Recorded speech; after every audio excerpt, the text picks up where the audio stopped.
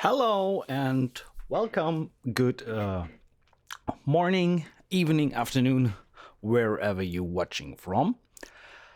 I'm very excited about today's stream due to the fact that the library we are going to take a look at today has been hyped for quite a while and has been expected for quite a while. Audio Imperia is out with Nucleus. Their, as they put it themselves, their entry level full on orchestral library. So sorry for that. So this is what we're going to do today. Take a look at the library and take it from there. So I pretty much just finished downloading and installing it yesterday. So besides the fact that I played just a little bit around before the stream, this is a true first hands-on.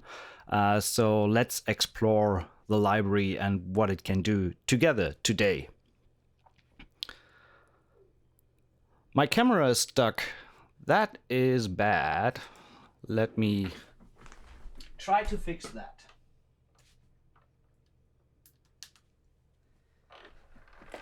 So hopefully that's working better now. Sorry for that. There we go. Yes. Okay. Camera is working now. Hey. There we go. Working. As meanwhile, we can say as usual, there is a giveaway of the library we are taking a look at today. So Audio Imperia was kind enough to provide a copy of this Nucleus library. And all you got to do for that is to leave a comment on the Facebook post on the Composing with Virtual Instruments page. And the link for that is coming in a second. There we go. So let me copy this. So here is the link. You leave a comment on this Facebook post, and at the end of the stream we are going to utilize commentpicker.com. This is the URL for the post, and as you can see right now we have 11 unique commenters, so it doesn't matter if you comment twice or thrice or whatever. Only one entry per person will be counted. So without further ado, let's jump in and take a look. Nucleus comes in Contact 6. So if you don't have Contact 6 yet, no issue with that because it's running in the Contact player. So you can just download the Contact player from the Native Instruments website and have this library running in Contact 6 even if you're still on the regular Contact 5. That's good. And let's take a look at what's inside. So this is what it looks like. Library panel, we have multi-patches, single patches, and sound design. Multi-patches are pretty much the key switchable patches, which means if we load up the violin, for example, you can assign different articulations via key switch. In this case, very low, the red ones here are the key switches, and then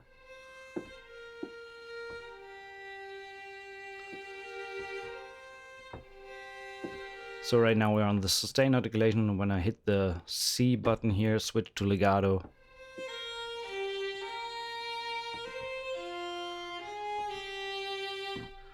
there we already have the first example of the sound of the library.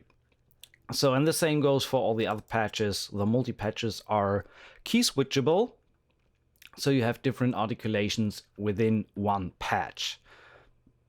Maybe most of you know, Contact can load up to 16 patches and route them multi-timbral to different outputs, so it's pretty convenient, and you just need like 4 or 5 instances instances of contact with the key switch patches to get pretty much a full orchestra going within one single session. So it's very CPU friendly and RAM friendly, and therefore a great tool for laptop users, for travel composers, for being on the way where you don't have your regular big rig with you. So this is a very laptop friendly solution to work on the go with a decent sound, so to say.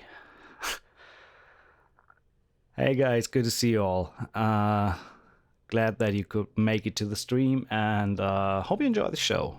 Just let me know in the comments where you're from, where you're watching from. I'm always interested to see and hear where you're from. So, multi-patches are key switchable patches. So single patches is pretty much the same, but now you got one instrument per articulation. So as we had in the multi-patch, legato and sustain in one, now you have legato and sustain as two different instruments.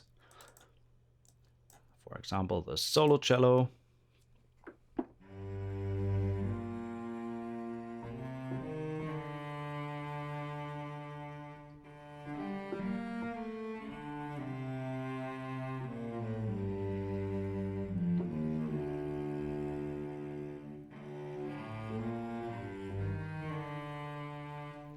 Wow, what we have? We have USA, India, Norway, Ukraine. So next time I just say hello world. That might be easier and faster. It's always great to see you guys. I hope you're doing well and have a great day, morning, afternoon, and enjoy the show. Let's take a short listen to the solo trumpet.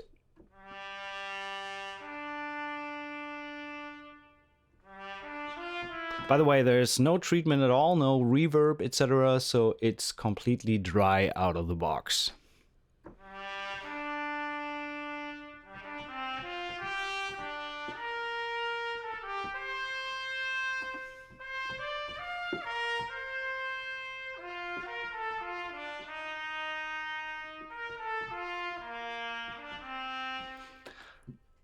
Also, one of the key features of the library is that these two buttons here, there's a modern mix and a classic mix. And the modern mix is very much geared towards what we all know as the trailer sound, the big, hyped, over-processed sound right out of the box. Whereas the classic mix more translate to what you would expect from a classical orchestra recording. So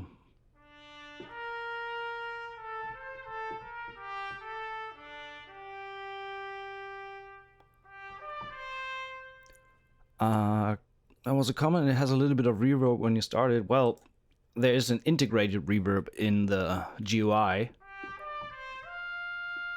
so that will be completely dry. But I don't count the internal reverb as a reverb for now. No external reverb added, let's put it like that. So the classic mix is a little bit quieter and not as hyped in terms of EQ.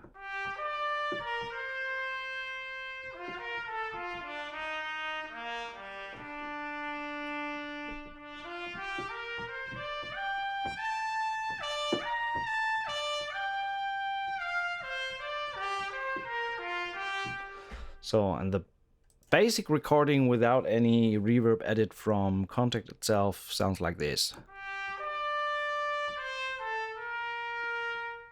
So you still can hear a little bit of the room that it's recorded in, but it's pretty dry overall. Let's take the flute, for example, and listen to that. Solo flute without the reverb.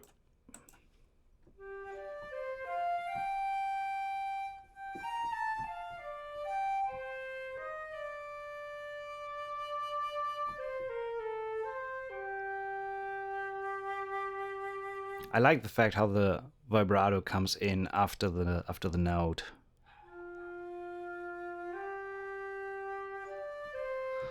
Oh, Jan is here, the developer of the library. Welcome to the stream. Thanks for joining in. So if you have questions regarding the library, Jan is definitely the man to address here and ask questions there. Classic Mix is a Classic Mix is a mix of the mics from the original recordings, no processings, etc. So it's pretty much the sound you would get when you record there yourself.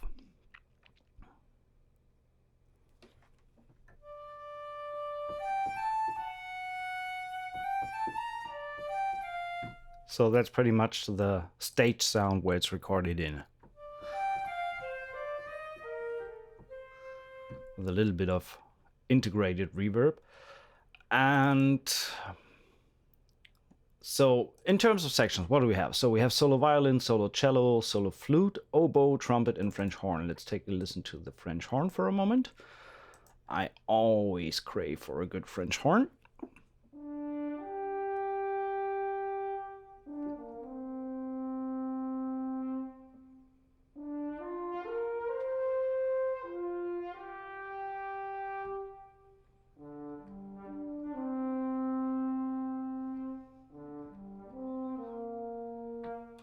And if we add a little bit of reverb to this,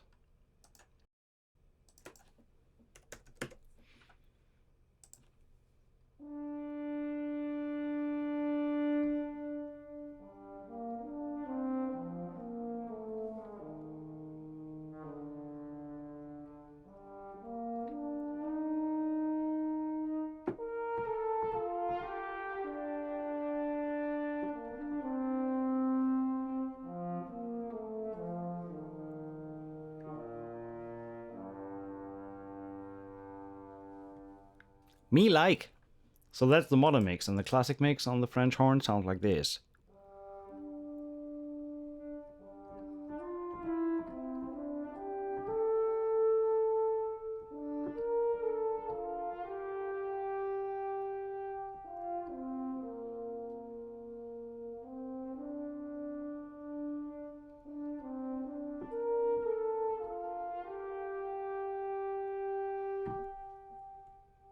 That's really cool. I like that. So, okay, further explanation on the side, since we're on it anyway, you see that most of these folders have a tight folder as well. Let me load up this patch, and initially you shouldn't hear much of a difference there.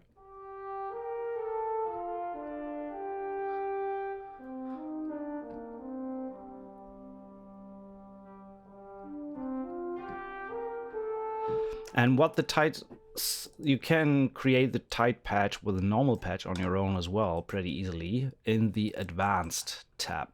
So let's talk a little bit about the philosophy behind this button, the sample start. When you have an instrumentalist performing, and especially with strings, for example, when they hit the string with a bow, there is initial time that it takes from the bow to get the string into vibration and to create the sound, kind of the pre-roll before the actual transient of the note starts. If you cut that away and start a note right away, let me load some short string patches for that. Let's take the cellos, for example, with a spiccato.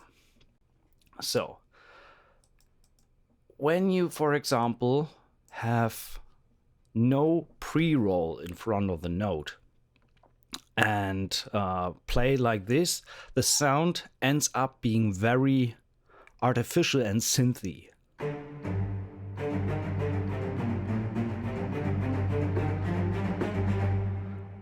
Let me take off the reverb here.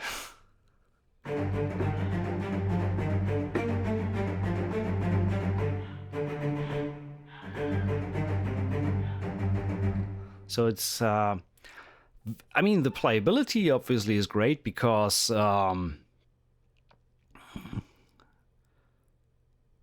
is the delay thing that you do on the left-hand side. The delay thing.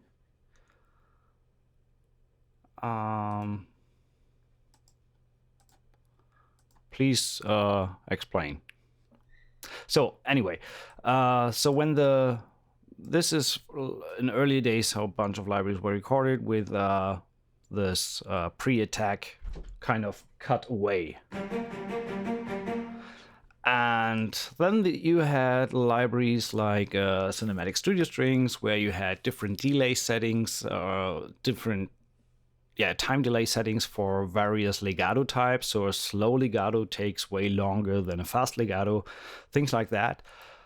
And you had to adjust, for example, I remember correctly, the whole string section on CSS needed to be shifted minus 80 milliseconds, something like that. And then you had up to minus 300 milliseconds for the slow legato to adjust the notes.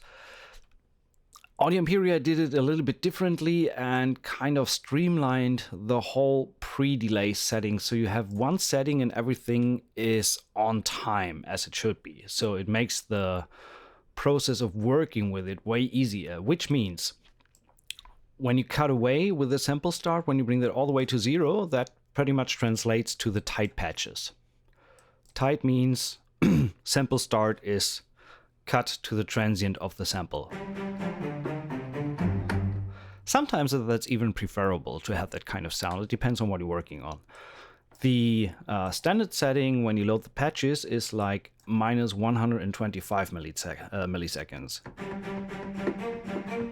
And you immediately notice that when you play that there's a lag behind hitting the note and when the sample sounds.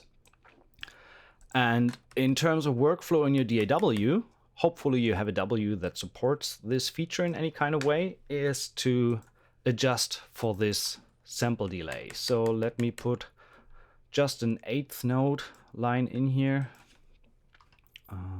On the beat, please, on the grid.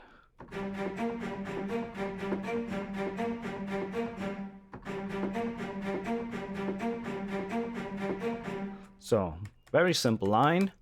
And when I activate the click now and play this without any delay compensation, it will sound off the grid.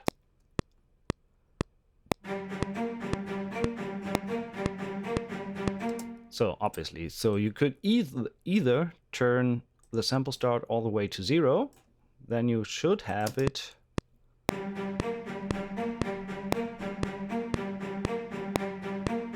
so then it's pretty much on time, but it sounds artificial. So you can bring it down to minus 125, and then here in Cubase it is this slider track delay in milliseconds, and then you put this to minus 125. And you even hear this like pre-roll before the transient of the note.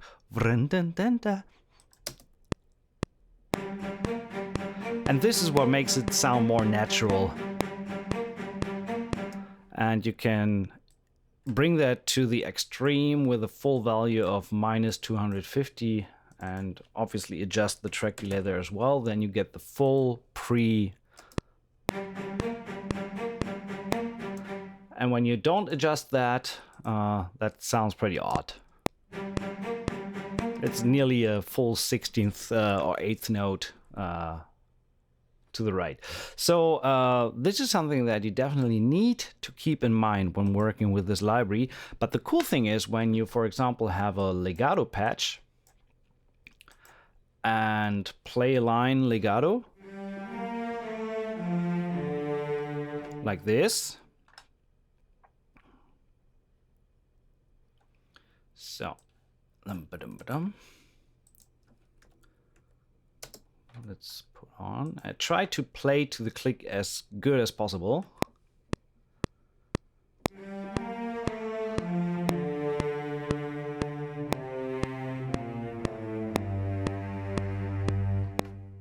Okay, so but what I want to do is hard quantize this stuff to the grid. Hard quantize, I said.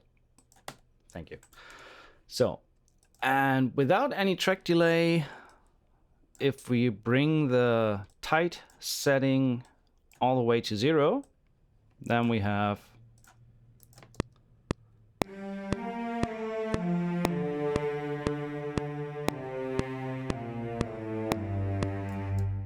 and it sounds okay,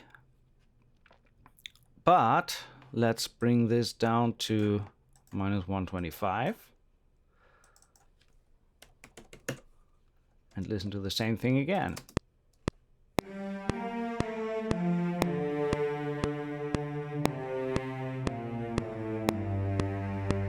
It just sounds more fluid and more natural. That's the way I would describe it. So always keep this sample start button in mind when working with this library, because that's pretty much essential to get your short notes, etc., to the grid, either by turning the sample start all the way to 0 so it hits directly on the note, or by adjusting the track delay in your DAW. So let me catch up with the comments. But why are the standard patches not in time? Normally you would use the light patches, tight patches, especially when it's spiccato. That's right. So what you can do, why they are not the tight patches, the standard patches, you need to ask the developer. I guess that the not tight patches just sound better, sound more natural. So if you open up a library and have that unnatural sound from the get-go, you might be disappointed with the sound of the library. So, but the easiest fix to work with that is when you start working or start recording, especially with the short notes, is that you, for example, when you record, just bring the sample start up.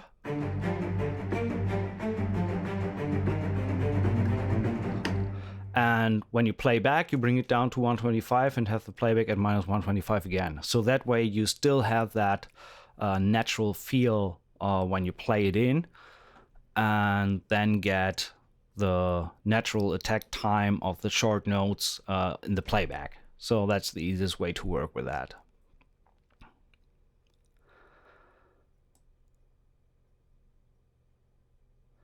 Is it more natural to move it to -250 and change the track delay accordingly to the track delay after you finish recording? Yeah, pretty much that's what I would do. I mean, if you need to put it all the way to -250 or keep it at -125 as a middle way, that depends just on your sound preferences and what you like. But that's the way I would do it. And I think in the course of this walkthrough and video, we will start doing some music with it. I pretty much think that this is likely to happen, that I record with a sample start all the way up, and when I'm done recording, I put it to the standard value. So.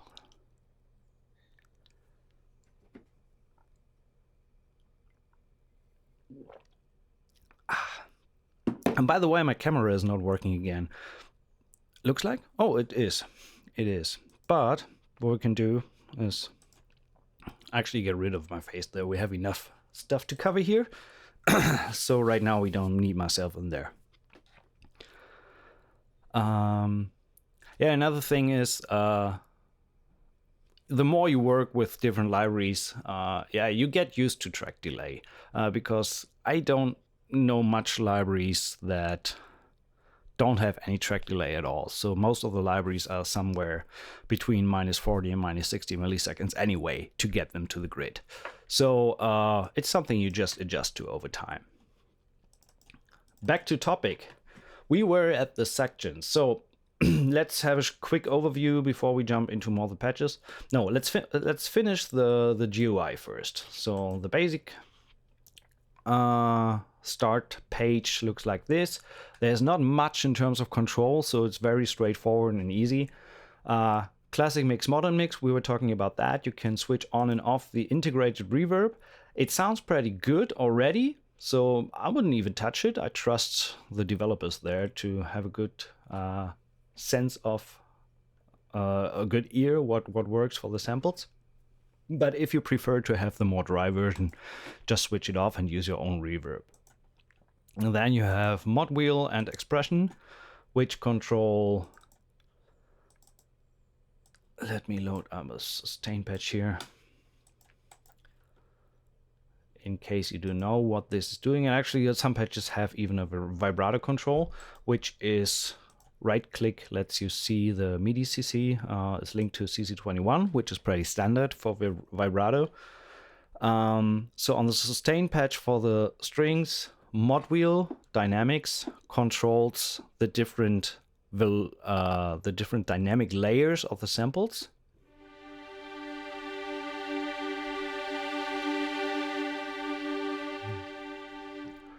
Whereas expression controls just the volume, no matter which dynamic sample you're playing right now. So you can bring that all the halfway and still can bring down the volume with expression.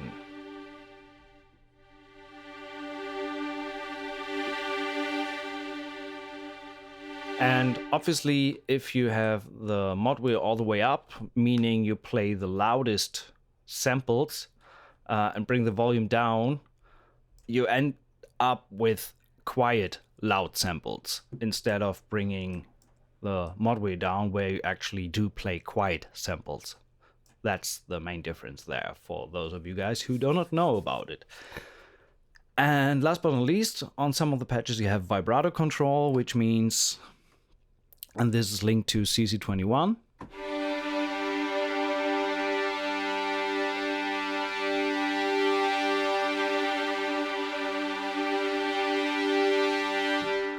So if you're programming strings, for example, the most natural way for a string player to perform a note is to not have direct vibrato from the get-go. It is possible, of course, they can do that, to have vibrato on the very first note, but the natural flow or natural evolution of a note is to actually start non-vibrato and gradually increase the vibrato on the note when they play it. So pretty much it would sound like this. So if they do no vibrato at all, they do this, which over time can sound a bit boring and lifeless. And when you immediately trigger the vibrato, so don't touch it, you have that directly. But the most live in a virtual MIDI orchestration or in a mock-up, you can create by automating from non-vibrato to vibrato.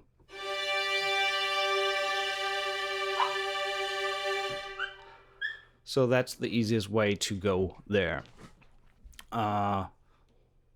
with the MIDI controller. That's the start page. That's pretty much it. And then we have the advanced page. We still have the classic and modern mix, the reverb setting, where you can choose 2 different types of reverb and a little bit of adjustments there. Then dynamics is again the CC1. The dynamic range, you can limit the dynamic range of the samples. So for example, let's try this. And when you limit the dynamic range,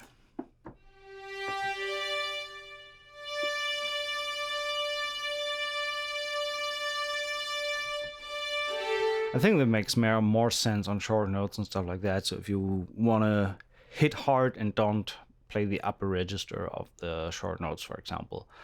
Vibrato, we just had that. It's the same setting. The sample start, we extensively talked about that. And last but not least, you have the velocity curve. This is a multi-menu page. I prefer to have the velocity curve a bit more gradual. Fixed, linear, shelf. So linear is what I like. Next one is transpose. This is, for example, good if you want to, they sample violins, violas, cello, and basses. If you want to create an artificial violin 2 section, you can use the so-called transpose trick by activating the transpose, bringing this 2 up, and bringing this 2 down. The only downside is now you have an F in the violins. But other than that, what you end up with is having a different sample set for the second violins. Whereas when you bring that back,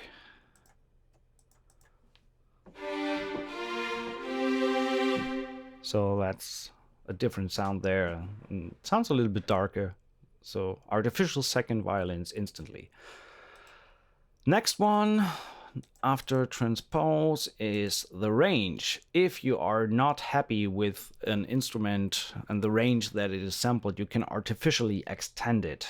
For example, if you say, I love the violins, but I would love to play an F sharp on these, even if it's not their natural range, you can bring the low range down, and you see it's colored in yellow then when you extend the range.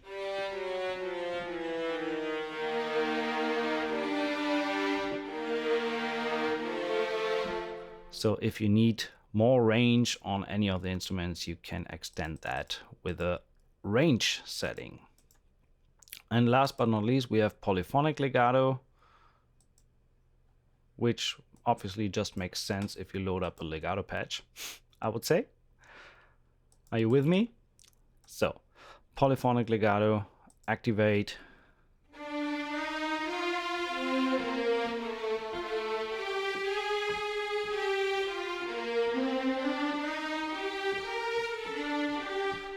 That's not working at all.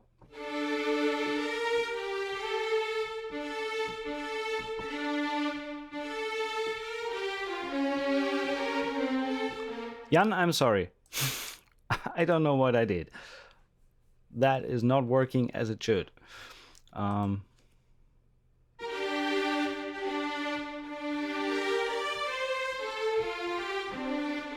Okay, so we leave polyphonic legato out for now. We'll look into that later. Anyway, that is the GUI. So let's look at the content. What do we actually have in the library? As mentioned before, we have a bunch of solos patches: violin, cello, flute, oboe, trumpet, French horn. Next one is the section string, violins, violas, cello, double basses. As just mentioned, you can kind of artificially create your violin 2 section if you desire to do so. Woodwinds contains 2 flutes, 2 oboes, 2 clarinets, 2 bassoons. Let's take a short listen to some of these. Basic articulations: sustain, staccato, trills, half and trill whole tone.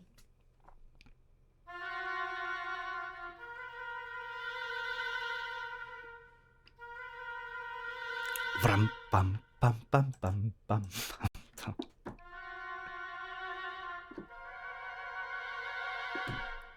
Dum, dum, dum, dum, dum. So that's the 2 oboes.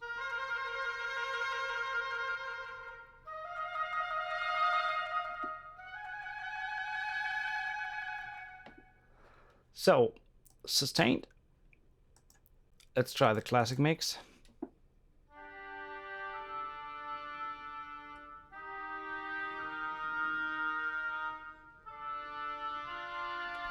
And they also have vibrato control.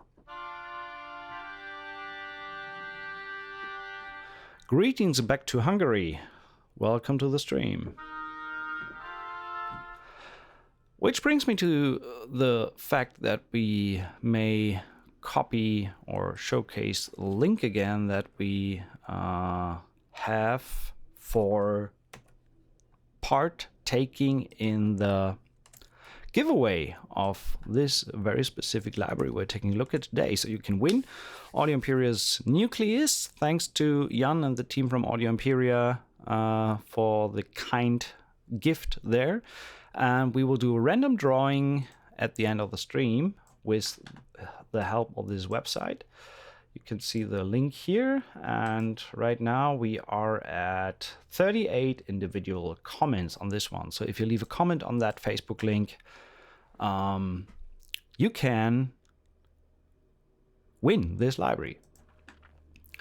Back to topic. We are at the woodwinds. Let's listen to the flutes for a moment.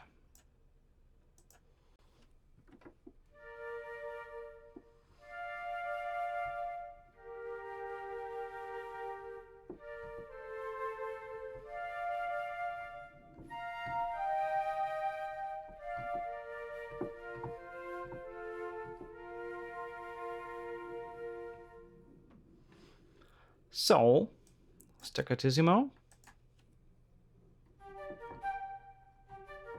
For example, this would be an example where I say, okay, when I want to play that live, I would bring the sample start a little bit up. Just feels more natural. Otherwise, it just feels like a very large buffer size on your audio interface, like 1024 or something, where you hit the note, can grab a coffee, and when you're back, the note sounds. That's a little bit too long there. Anyway, flutes, oboes, clarinets, bassoons. Let's take a look at the brass. Legato, sustained, and staccatissimo. Trumpets, let's start with these.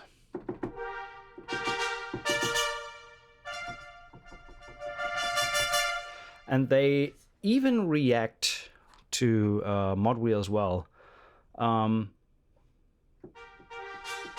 I personally, honestly, I prefer staccatissimo patches to be non-mod wheel controlled, but only controlled via velocity.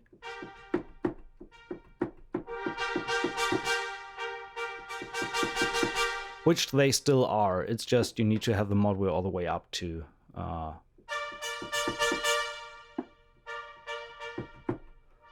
It's kind of funny when you hit the hardest when the mod wheel is down, you don't get any sound at all.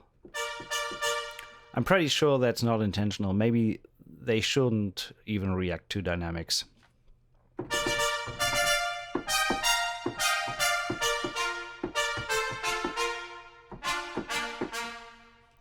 That's the trumpets. Let's take a listen to the legato.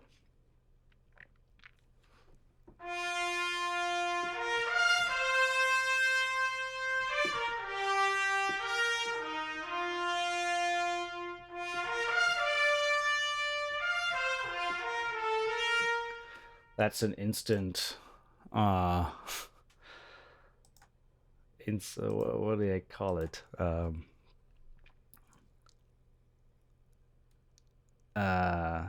James Private Ryan feel. John Williams, Private Ryan.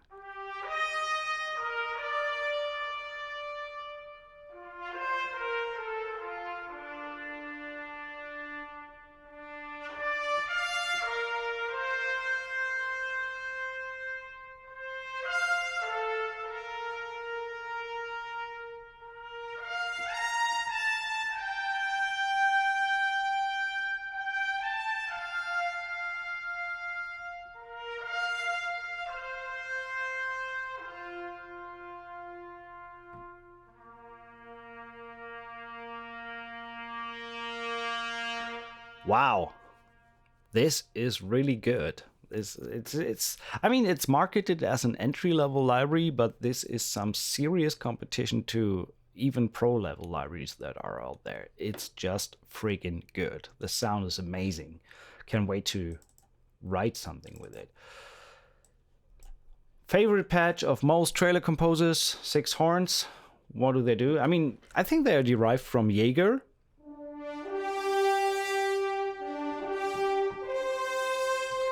Okay, I'm missing a bit of range here. So let's go to the range knob and extend that artificially, at least to the D sharp.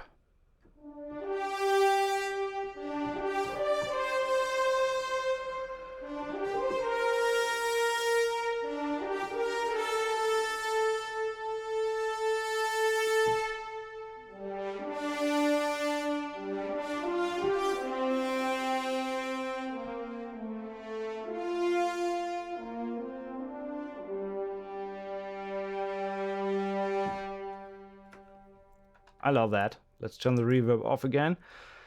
4 trombones.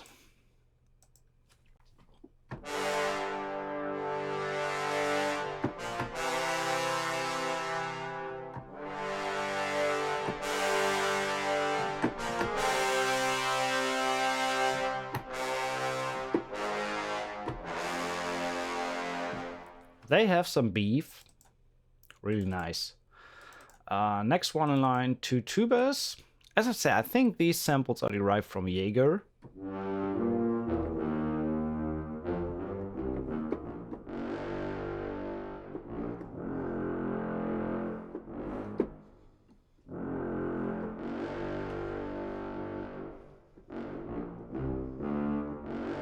That's a sound for Rem arriving.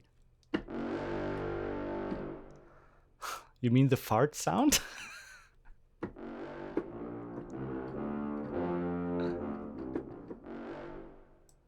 Staccato, just to compare.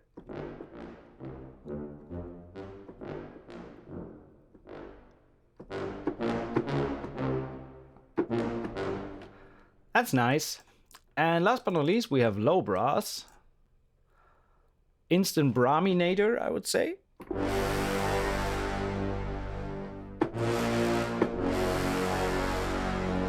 The bad guy is arriving.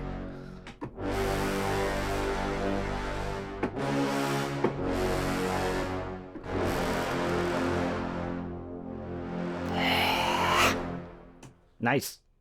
That's cool. I love that.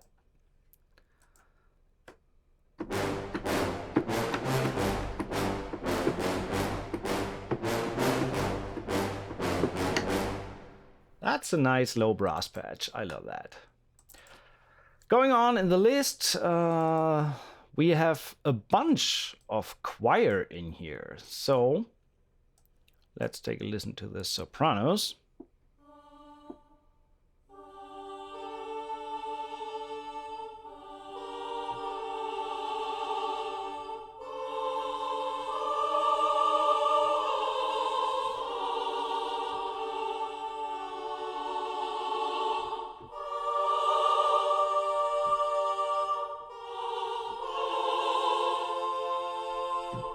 Let's see what the classic mix sounds like here.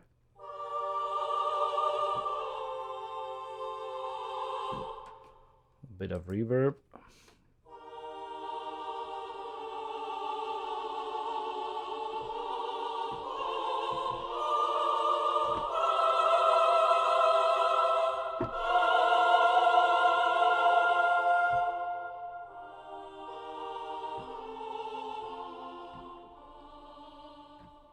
Very cool sound. We have ooh as well.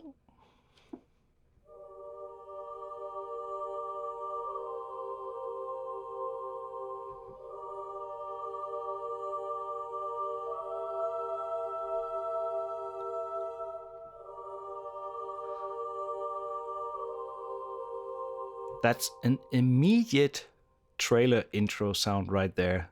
Just put a piano underneath.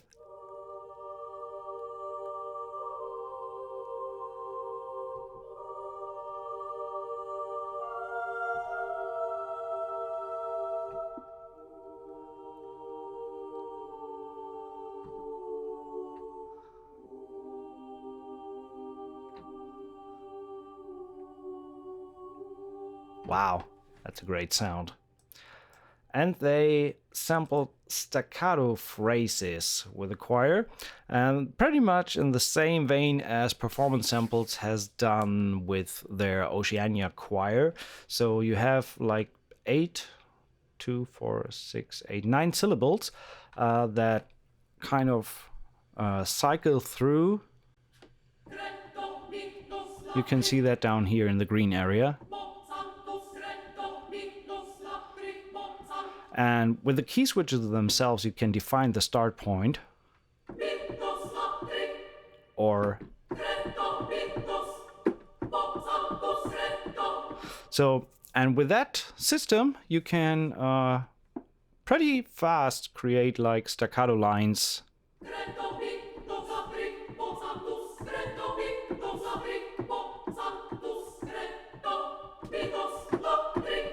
It sounds still a little bit artificial on its own, but buried in a mix with orchestral stuff, it just sounds gorgeous. I can imagine. I haven't tried that yet, but I guess so.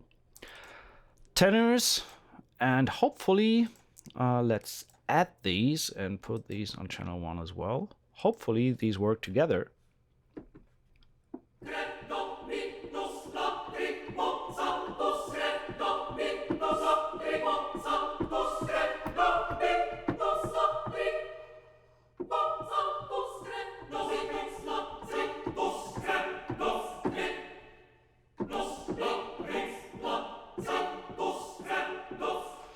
Do the key switches start at the same position for both? Yes, they do.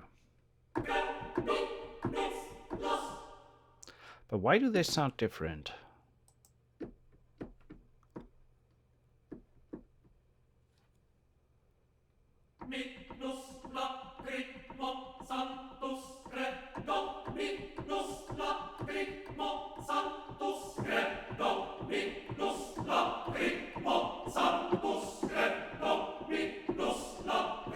Okay, they are aligned and work together, so that's good. Let's take a last listen to, for example, the basses and the sustains R's, see what they sound like.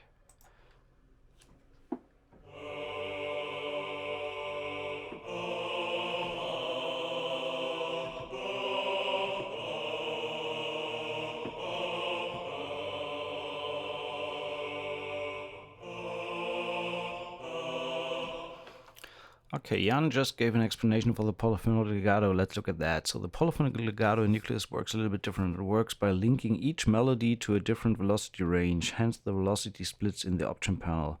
That way you can play overlapping melodies without any conflicts. It's a safer way to do polyphonic legato. One melody might end up grabbing some notes from the other melody and playing incorrect legato transitions. Got it! Okay, so it's based on the dynamics. So that's good.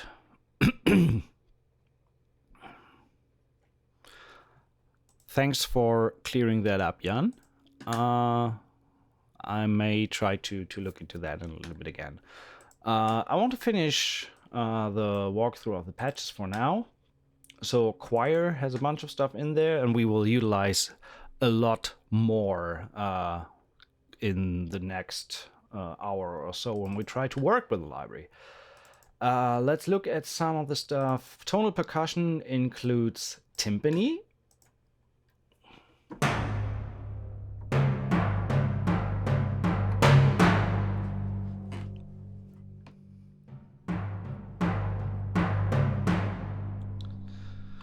There was a question how much RAM I have. So my main machine that I'm working on right now has 64 gigabytes of RAM, but I have two slaves with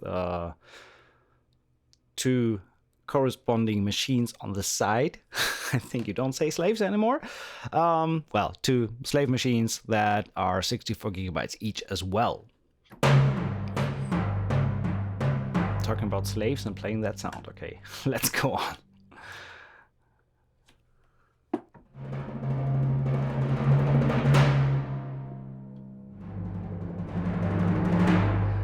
That sound of the timpani is pretty hyped, but we are still, the regular setting is the modern mix, so when you feel that's a little bit too upfront, too in your face, maybe the classic mix helps to get a little bit more calm.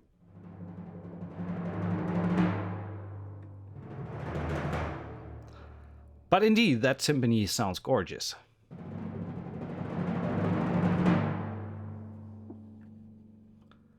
And you have different crescendo rolls. Different length.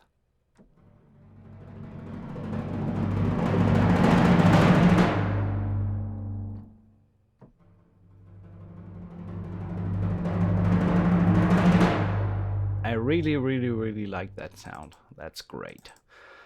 Then we have atonal percussion, ground casters.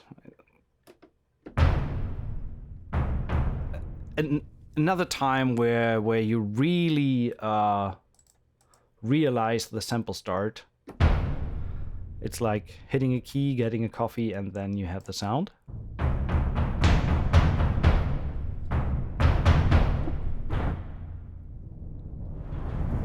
The sustained roll is mod controllable, and then you have crescendo rolls in the upper register here.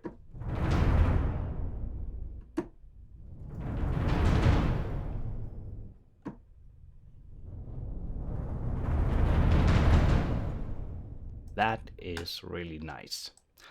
Low toms. So pretty much the basic set of orchestra percussion.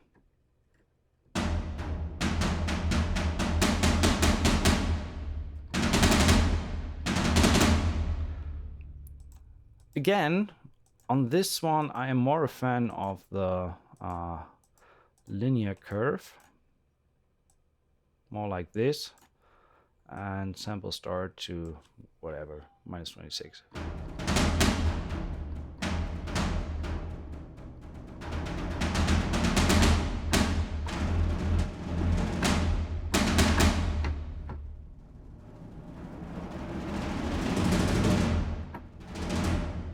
You can be a good player as you want, but this kind of roles you can't perform with samples.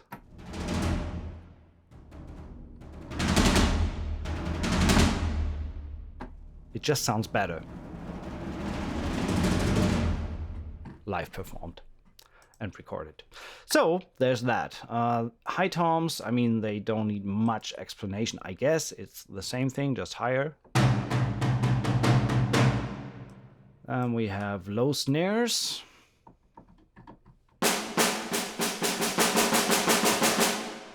They sound pretty good as well. High snares.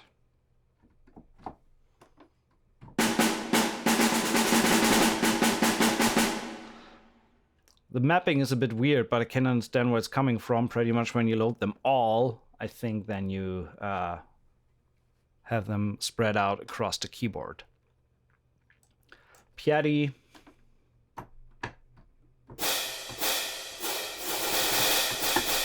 No Piatti rolls. This is sad. So no cymbal rolls. I mean, you need cymbal rolls, no matter what. So I wish they would have included a few of these.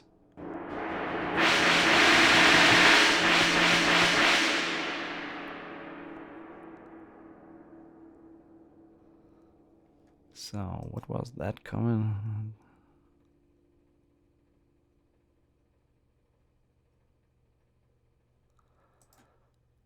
Wait, did I miss something? We do have marimba, xylophone, glockenspiel, and tonal percussion, but since those just have one articulation, we didn't do individual patches. Oh, I missed these! Damn! Multi-patches. But honestly, dude, why not just put them in the single patches as well? You're easy to miss these. Where were we? Sections, percussion, tonal percussion. Ha! Suddenly there's more.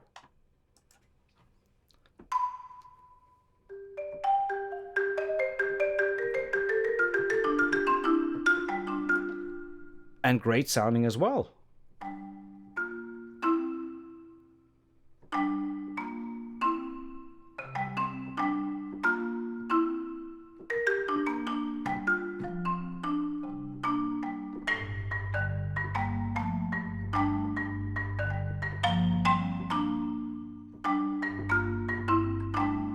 Like that.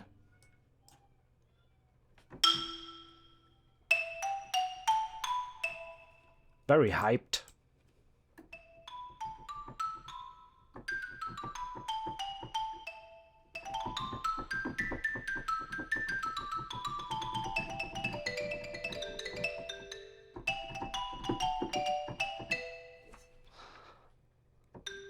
Love that. Glockenspiel. Ding! Watch your speakers.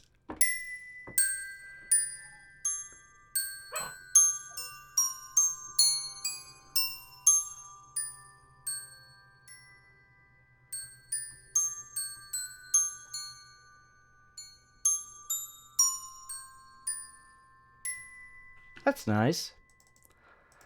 And what I forgot to mention, so this is pretty much the single patches, and in the multi-patches we have something additional that we haven't mentioned yet. We have patches that are pre-orchestrated, like, for example, violins and violas in octaves.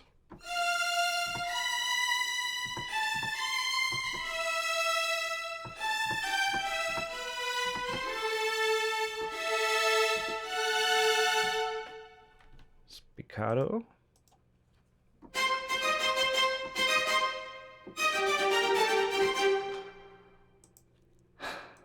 That velocity curve, really, I need to save the patches with that velocity curve that I like.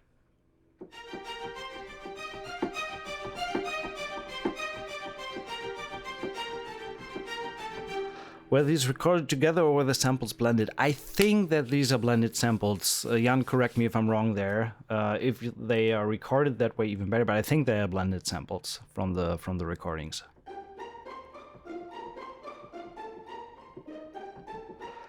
But it's way easier and convenient, especially for beginners, to have these pre-made sections.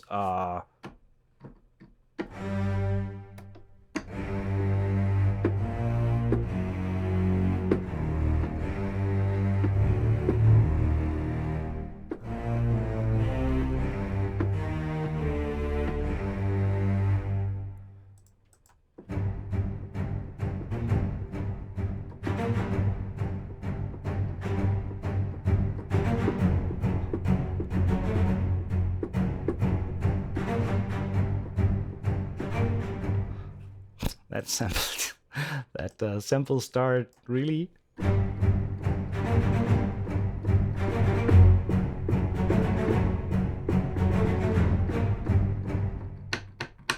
Ah, range! Give me more. Give me more upwards.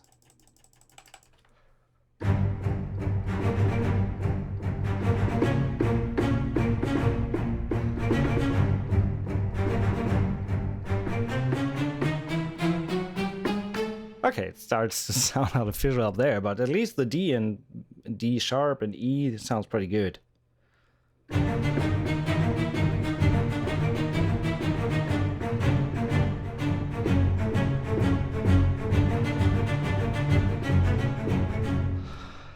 How this compare to Jaeger? Well, Jaeger has the mic positions, but some of the recordings are from Jaeger, as far as I'm aware, and this is an entry-level library that gives you great sound straight out of the box, but you're obviously missing on the functionality to blend different mic positions, etc., for to tweak the sound to your liking more.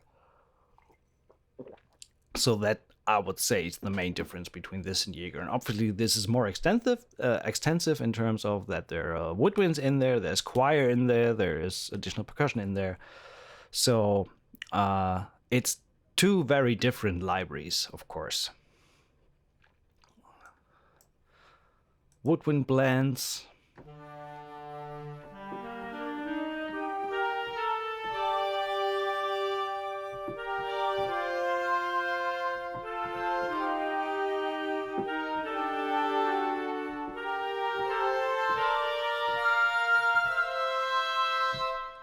Nice there. 2 clarinets, 2 bassoons. So these are really great as sketching tools if you just want one patch and you have the low woodwind line done.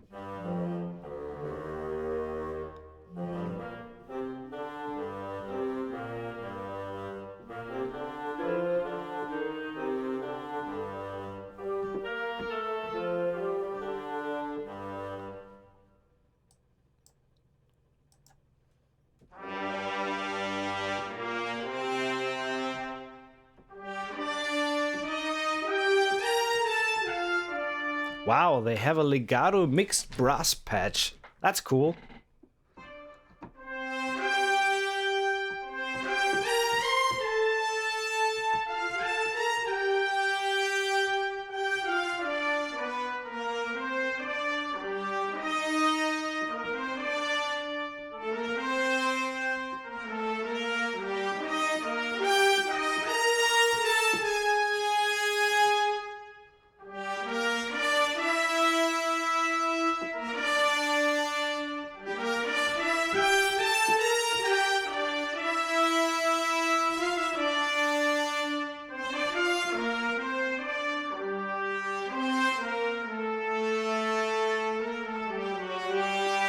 That's cool.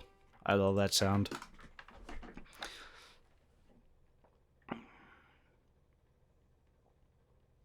How beginners can learn to produce orchestral music. There are very few YouTube channels about film music. How can we learn to produce orchestral music? Evident.com is definitely one source to go. They have great courses on that. Mac Pro Video has a bunch of courses on orchestration and stuff like that.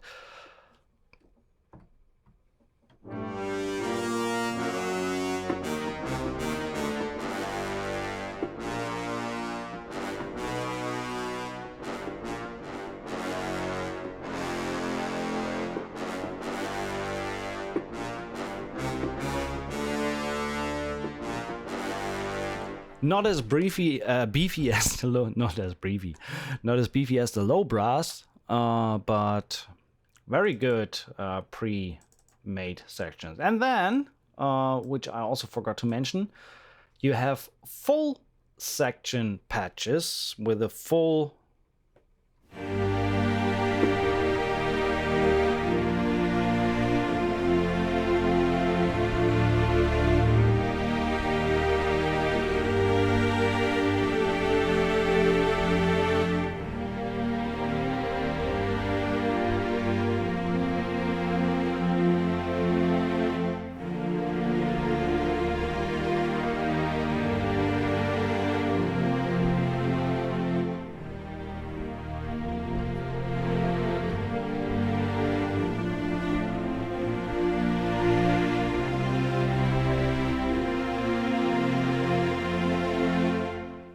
with a little splush of reverb there. Should sound pretty good. It does already.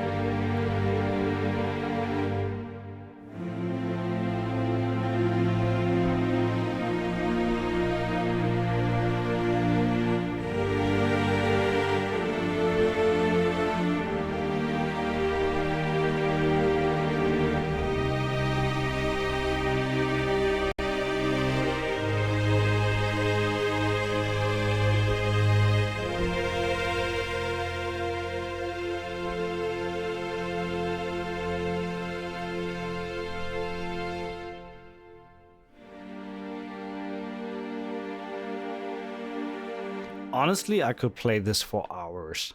It just sounds, excuse my French, fucking fantastic. It's absolutely gorgeous.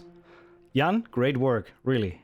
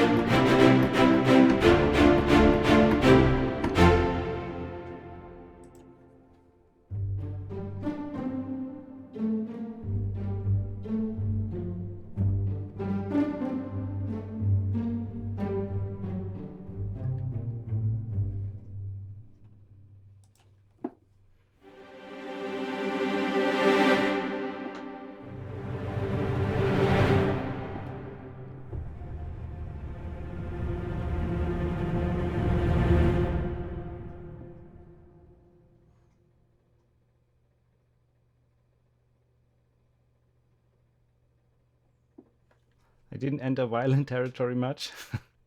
We'll come in a bit. Let's listen to the woodwind section. Turn off the reverb for now.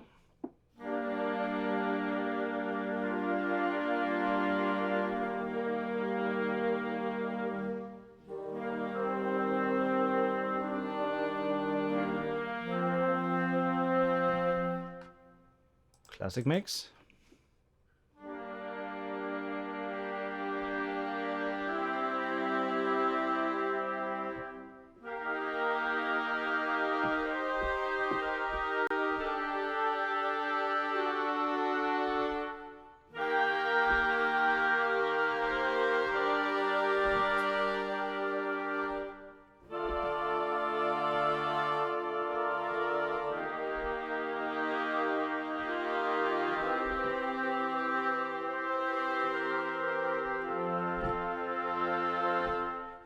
That's definitely a nice sound as well. Splosh of reverb and bam on the brass. Full volume.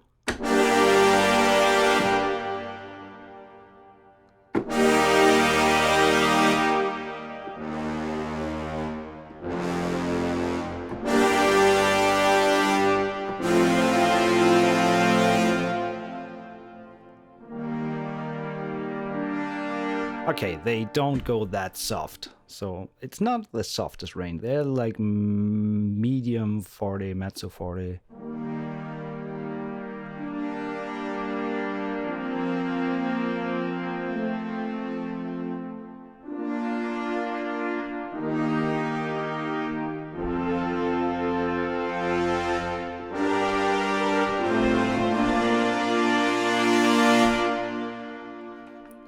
But I think we're... Okay, let's try this. I've got to do this. Symphobia, anyone? Brass. Choir. Full ensemble. There we go. Mod way all the way down.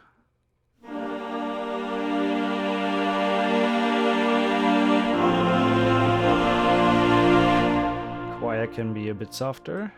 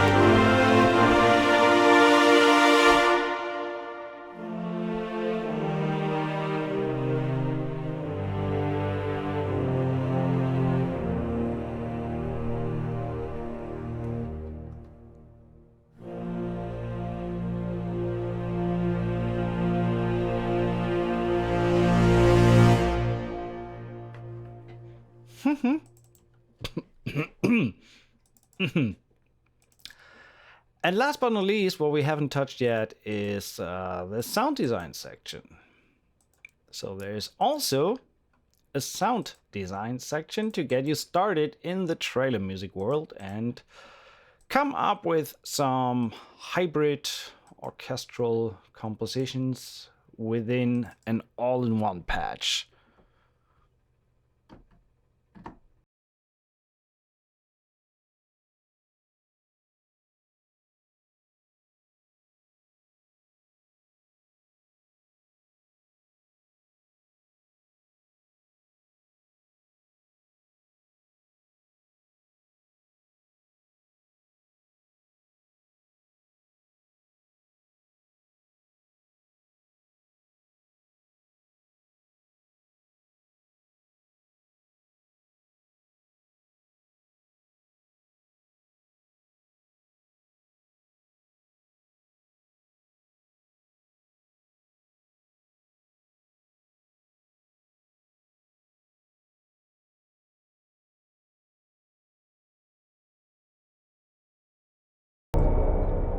That was just one sound, and with the controls, pan automation, cutoff, filters, etc., you can do, and you can reverse the samples. That's cool as well. Can you also set the start point? Yes, you can.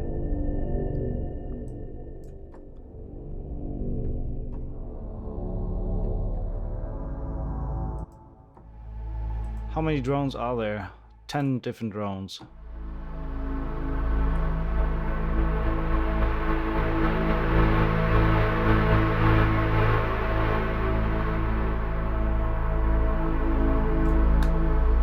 Really cool stuff. I love that. And you have some pads. Let's look at these.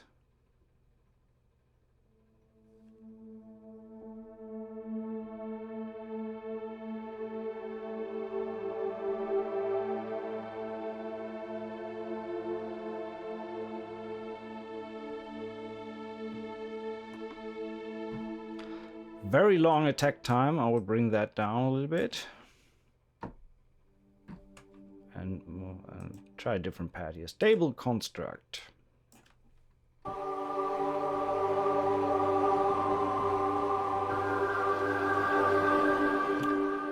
By the way, just on a side note, if you want to do, for example, remember back then 8DIO had these gated rhythmic sounds. Whenever you have pads, what's a really good effect is you can use your stock plugin from your DAW, like a tremolator, for example, Steinberg Tremolo. That's the integrated one.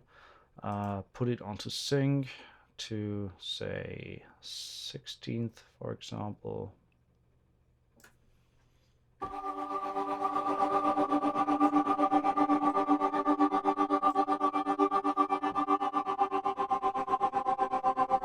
So you can do this, or if you happen to have the Sound Toy stuff, there is the tremolator that is similar but has a little bit more functionality to it.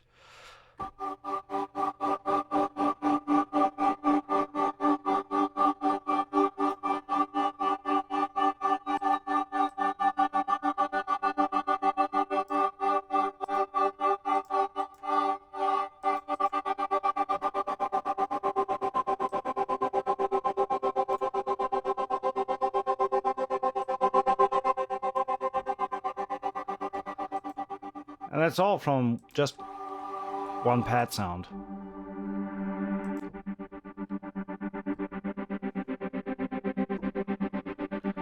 And when you start to automate the cutoff, you can really get great results.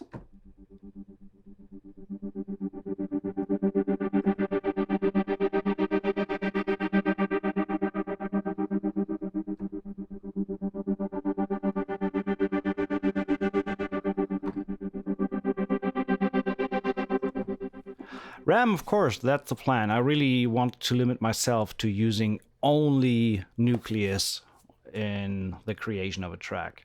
So I think we covered pretty much all the ground there is. So I would say I do a short 2-minute break, grab me a coffee, and then we'll be back with part 2, which will be making some music with this stuff. Before we jump onto the break, let me remind everyone of the favorite thing about the stream, as far as people have told me, which is obviously the giveaway. Audio Imperia kindly provided an NFR copy of Nucleus, so when you leave a comment on this link that I'm just posting to the Composing with Virtual Instruments Facebook site, Facebook page, and leave a comment, then we will grab a random winner with the help of this website, commentpicker.com. This is the link that you can see here, and we can also post the link here just so you see that it's really live and in real time. And here, these are the comments you just left. And right now we have 65 comments, so a 1 in 65 chance to grab this library for free. I'll be back in 5 minutes, no, not even 5 minutes, 3 to 4 minutes. And then we get on to making some music with this whole thing. So see you in a little bit.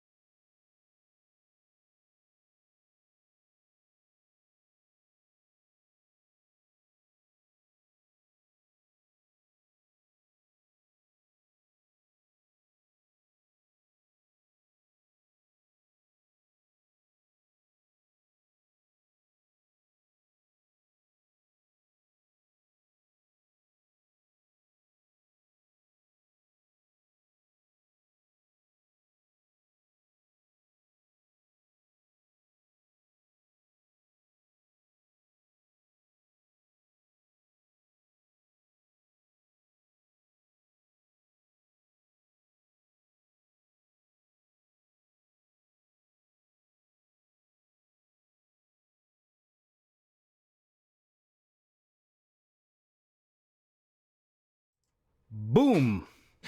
Oh, what happened to my camera? Oopsie.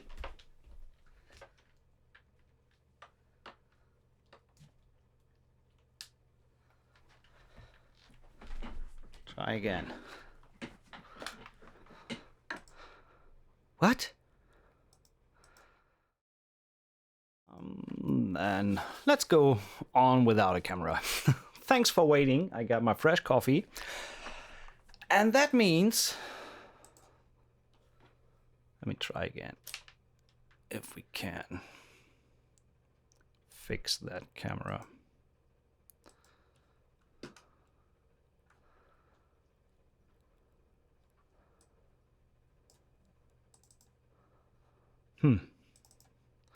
Maybe I can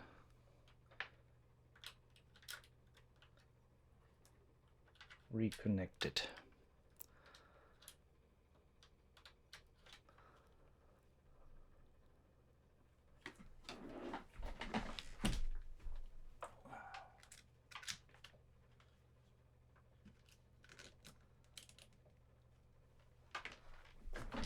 Okay, that works. Sorry for that. Good. Camera took a quick break also, exactly. So Ram asked to hear that ring again. Okay, let me do that. Single patches, sections, percussion, tonal percussion, timpani, crescendo roll. There we go, mate. No, we don't.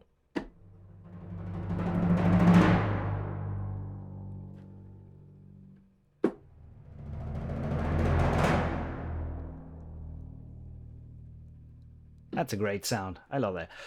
Okay, let's start and try to create some music with Nucleus. And we, as mentioned before, I try to limit myself to only use sounds of Nucleus. There, let's be honest, let's allow external tweaking if we put a plugin on something like the tremolator on a pad or something to create a different effect, but the source material shall be only Nucleus. The only exception I make to that, because they don't have it in the library, if I want to use a piano, I just use like something from Native Instruments or something and just put a piano on top, or even the free Spitfire felt or whatever, something like that that's out there and available to anyone. I personally prefer to work with single patches, so with single articulations per channel instead of key switching. That way I just know what I have there, and then I just duplicate when needed the instance of contact. So, but let's build a little template to start with and say, okay, let's start with building some strings. So we definitely need legato strings. What I want to do first is where are my outputs? There is name my outputs. So this is string high long. I like to separate high, long and short articulations in the mix. Usually I have a different reverb setting for short notes than I have for long notes. So that is string low long, string low short. I won't separate to violin and viola, etc. Just high string, low string, done. So let's get rid of the outputs. We have violin 16th legato, sustains, tremolo. So these three go to string high long. Then we have spiccato, which we send to string high short, and pizzicato, which we also send to string high short. And I won't touch the sample start yet. The only thing that I'm going to touch is the velocity curve that I want to tweak from the get-go. Don't need it on the dynamic patches that use mod wheel. So we have 4 different instruments. Come on.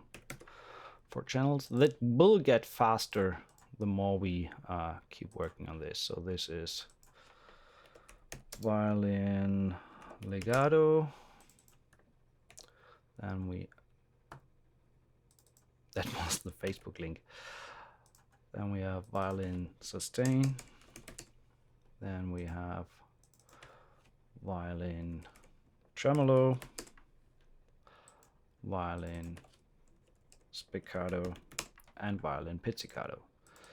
So pretty much all sorted. This is my first instance of contact in this patch.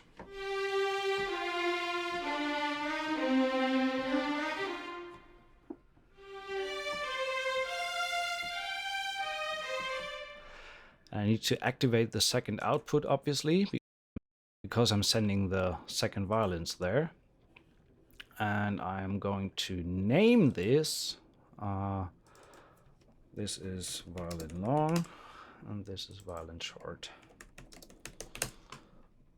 So, and short gets sent.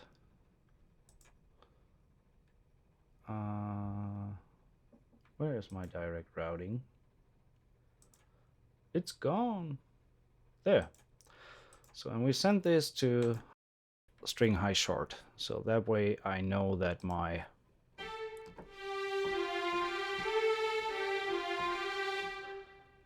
violins long goes to string long and violin short goes to string short. In case you're wondering, all the groups that I have here, this is pretty much from my main template that I always use. This is my grouping system. So this is pretty much the framework of my VE Pro template, but without any VE Pro and without any sounds loaded. So now this is my kind of empty shell to start with, where all the effects are in and all the group routings depending on what I need. And when I add an instance of contact, for example, now I can just route it to the corresponding groups. So in the end, I can still stem easily. If there are questions how that is set up and works, I can do a separate stream on that in the near future. If you require information about that, just let me know about it. Nevertheless, back to topic, we have the violins legato.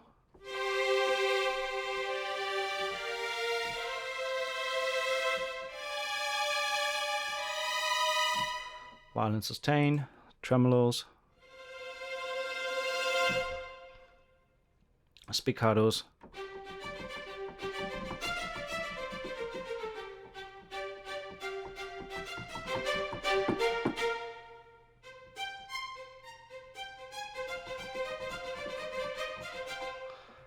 and also what I want to do is first of all move these into a new folder, name this violins, and I want to adjust the pre-delay already. -125. -125. So I just keep the standard settings that they have from the get-go without touching anything. -125. -125. So when we start, for example, with let's go with different tempo, 80 or something. Oh, maybe a little bit faster, 88. Greetings from Germany. Greetings back to Germany from California. Is it fall already over in Germany?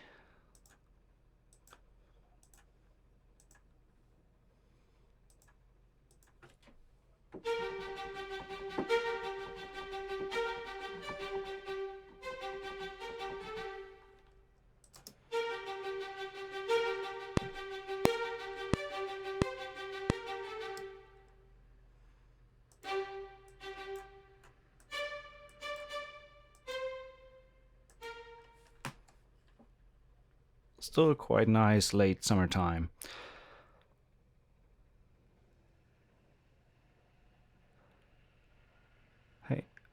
What? Can use Moral A modern percussion cause it's too hard to match the sound of different instrument, please. Afternoon from Austin, Texas. You definitely are cooking there right now, right? What is it? 105 outside?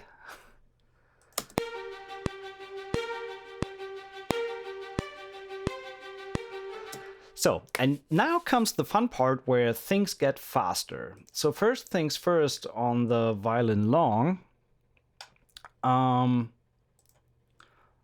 we want to use some effect. It's already sent to the string long, and it's a little bit wet. That's nice.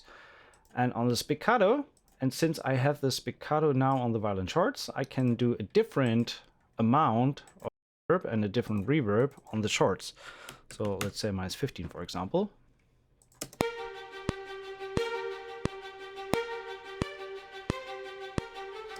So that's nice.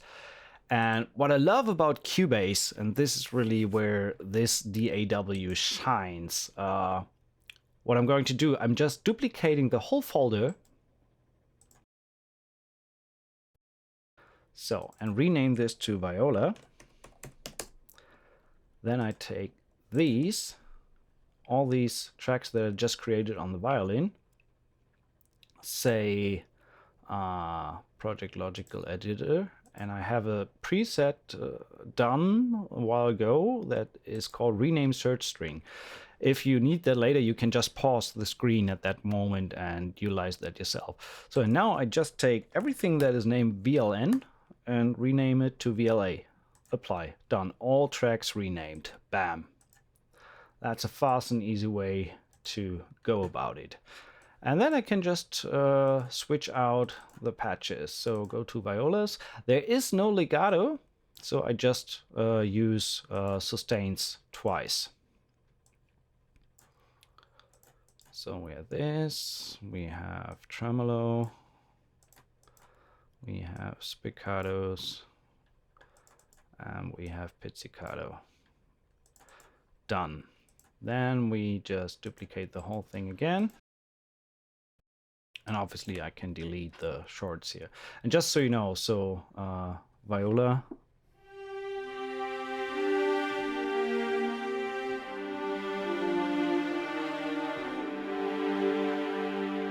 So that's the viola now, and this is the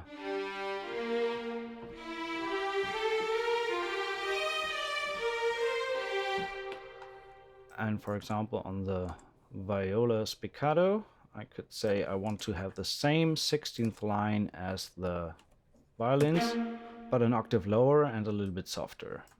And what I didn't do, because I didn't resave all the patches, is to adjust the velocity curve. So bring that down. So what I should do actually is save. Okay, there we go. So now we have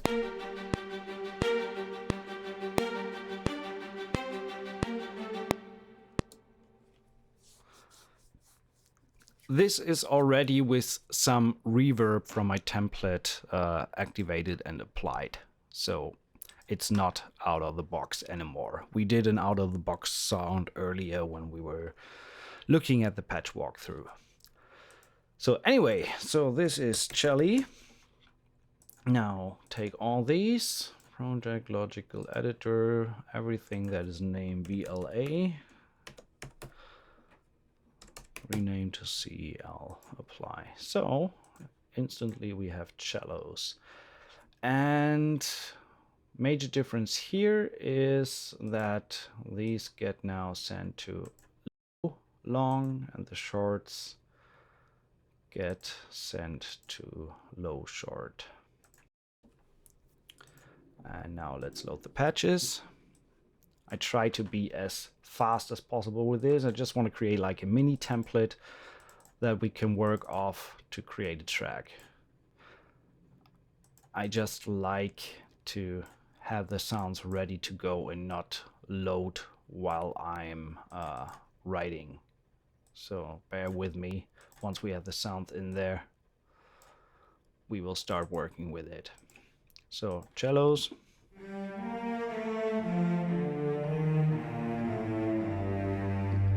And since I'm, on a side note, since I'm copying these folders, all the settings with the track delay and everything is copied right in. Another thing that I could do is color differently every other folder, which it didn't do because that was still marked there. So we want to do different green, so it makes it a little bit easier on the eye to see which folder is what. Violin, viola, cello, and next one would be basses.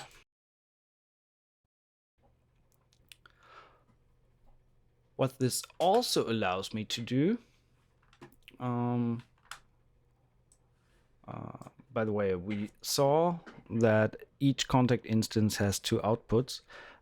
What I didn't rename is this one here. So this one obviously now is viola short. This is CEL short. And now we were on to basses. Basses. We rename CEL, product, logical editor, rename CEL to DB, double bass, done. So, and I think the basses also don't have a legato patch, so to keep it consistent with the others, I'm just loading the sustain patch twice. Maybe there will be a future update at some time where they do have a legato patch, then I can just interchange these and be future-proof with this setup. So, and I just realized that I could have named the outputs actually just string low and string short, because I separated it anyway.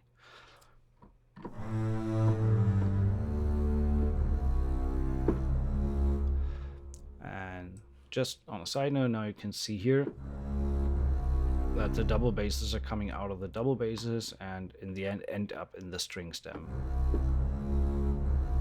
By the way, they sound pre-positioned.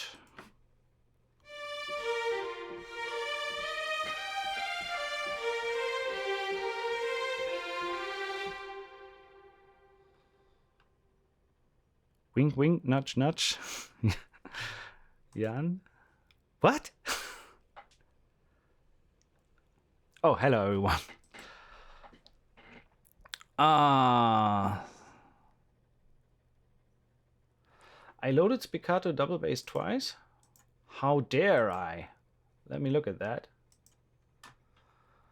Double bass, sustain, sustain, tremolo, spiccato. Oh, spiccato, spiccato. Okay. Good catch. Thanks so much. And what we are going to do is adjust the curve, and also, I mean, they have these pre-orchestrated sets with a octave of violin and viola, but I kind of omitted that and used it on my own.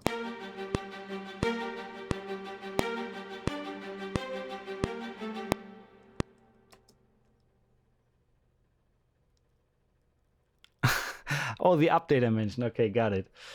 So yeah, technically it's wrong. This is violin legato. This is violin sustain. This is viola sustain, and this is viola sustain as well. So when there will be an update in the future, possibly, who knows? Nobody is talking about that. I can just substitute that sustain patch with a legato patch to have it consistent. Nevertheless,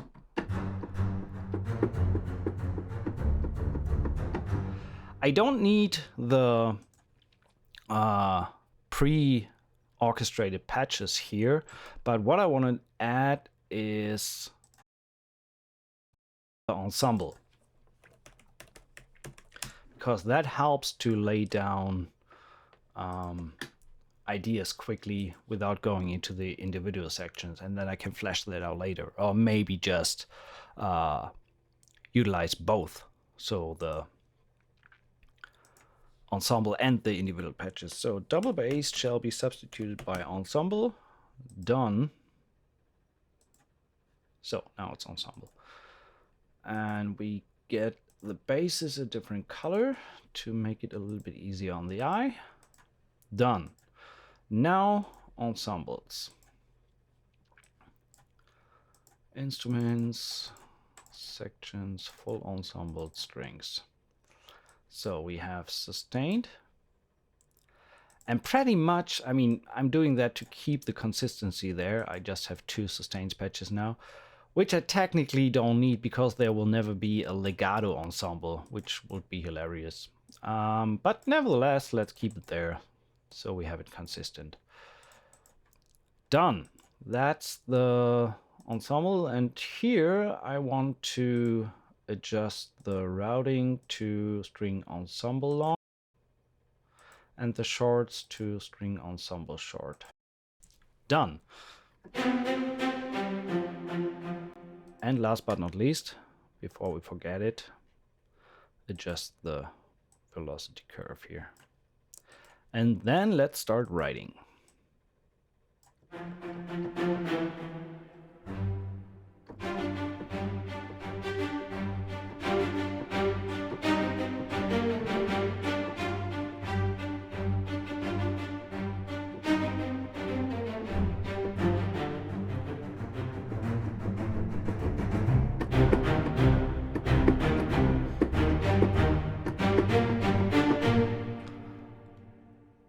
If I played in that live, what I would do...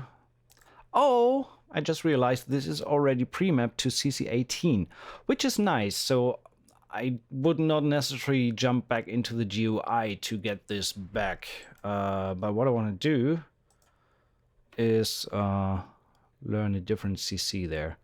So now I put CC8 on this one, because that's the knob right next to my vibrato control.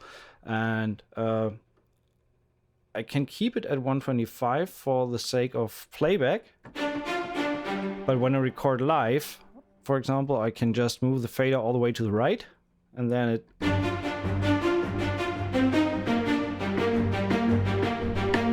And when I'm done, I can move the fader back to 125. Done. So that way I immediately can play better to the click, but can have the playback utilizing the pre-attack phase before the transient of the sample, which we were talking about earlier.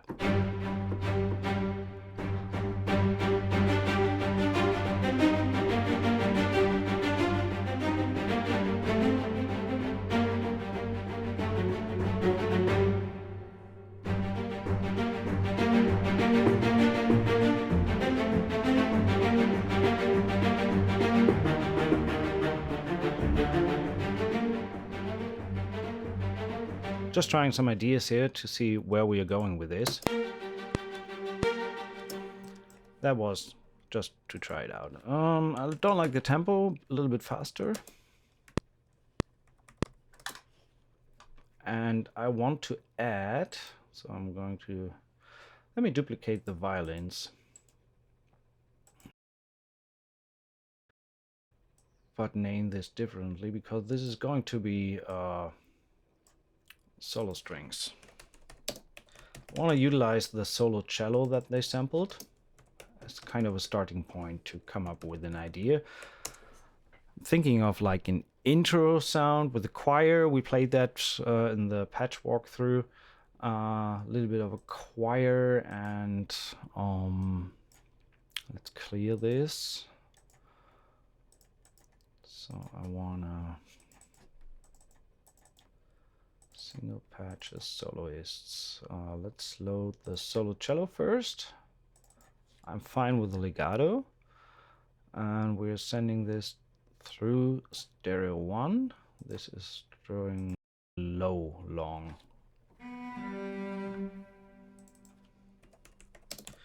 Solo cello. Okay.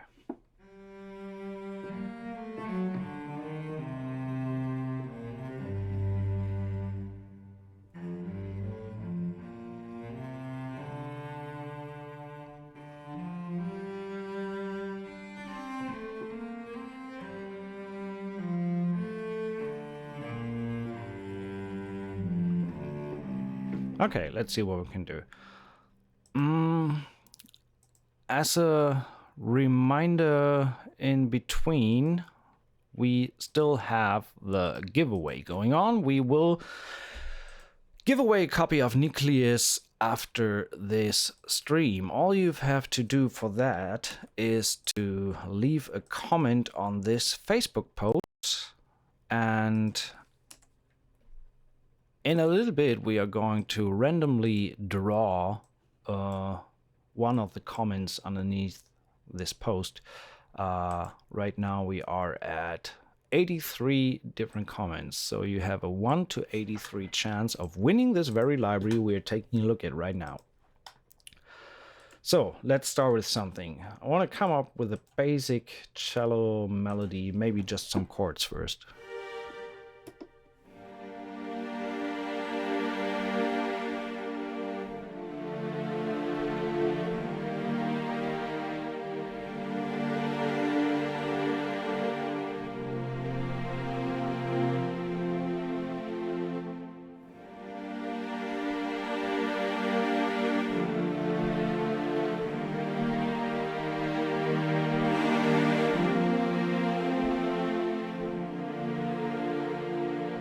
That's a nice progression there.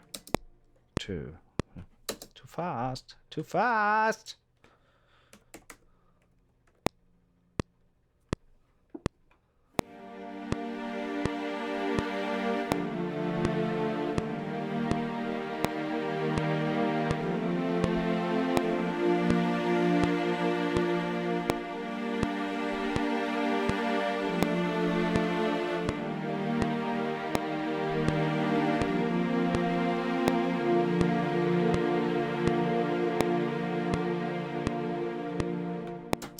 Still too fast, but it is what it is. Let's see, when we quantize that to, I think, quarter notes? Not hard quantize, just a little bit.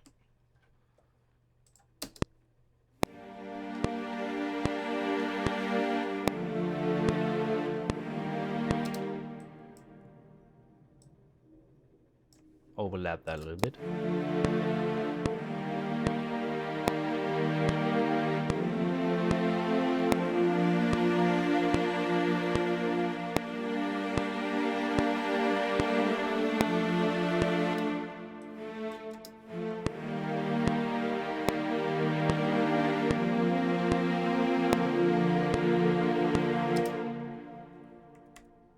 Bring that down quite a bit. Expression.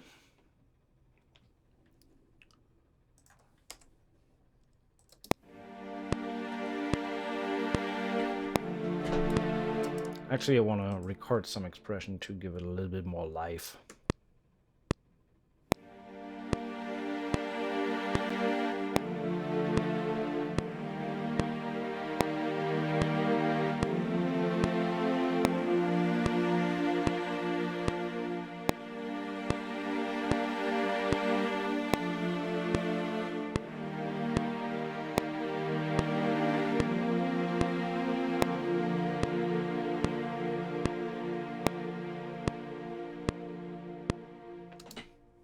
That's nice. So you see the curve that I just did with a CC11 fader.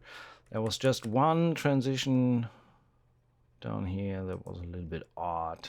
I need to tweak a little bit.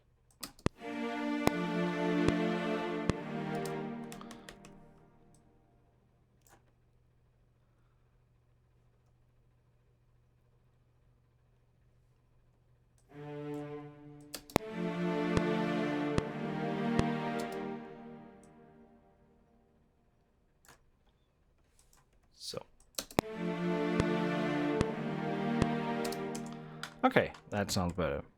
What is the reverb you're using? Just some basic, where we go, Valhalla, I think vintage verb? Yes, preset Rendell Hall, 2.32. I think it's an emulation of the Lexicon Random Hall. It's very light on CPU, that's why I'm using that here.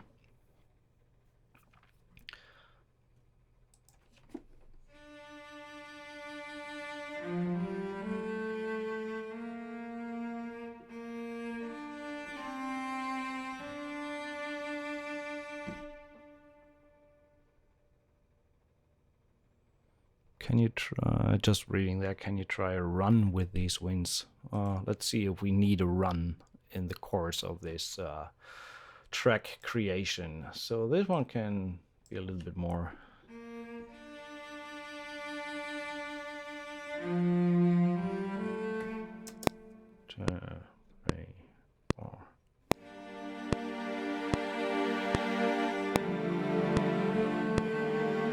Oh.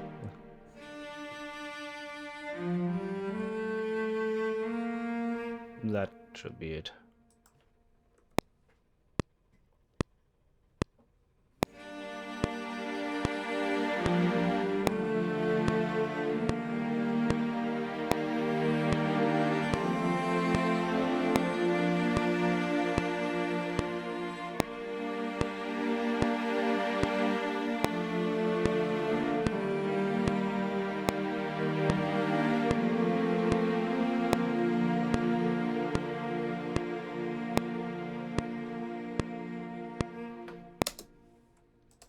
I mean, it's very, very simple. I give you that. So, but, well, it is what it is.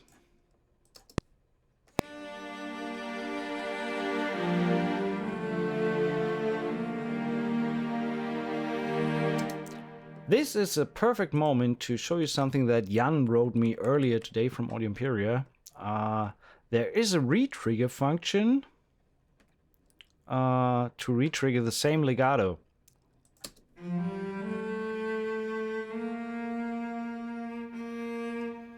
So right now I'm not utilizing that, but when you use sustain pedal, I think it should trigger.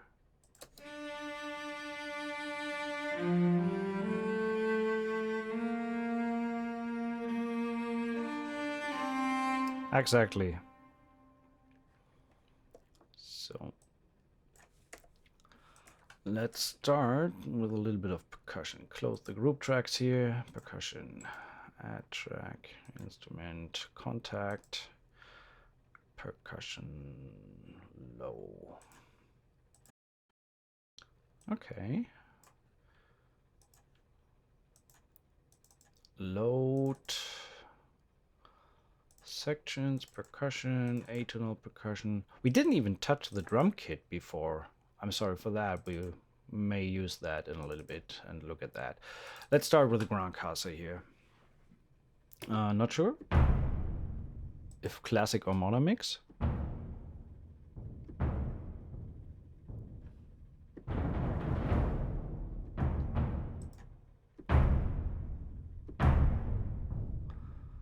Definitely adjust the curve.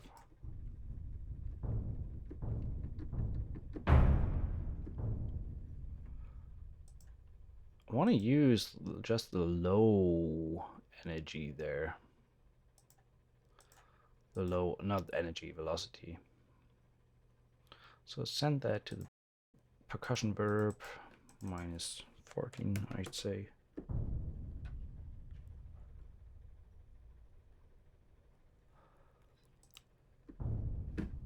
That's nice. Run casa. And then we still have the rolls. That's what I call a reverb. But I really want to have just the soft hit.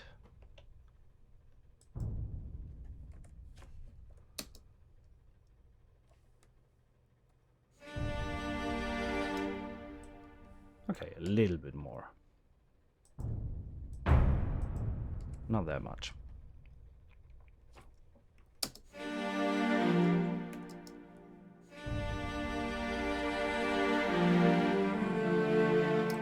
I want to bring down the whole string section a bit more. So I take the MIDI CC data and turn that down quite a bit.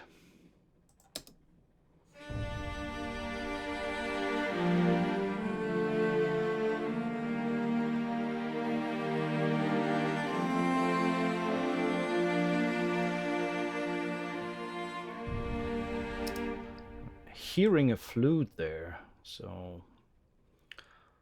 definitely add a woodwind. This is going to woodwind high.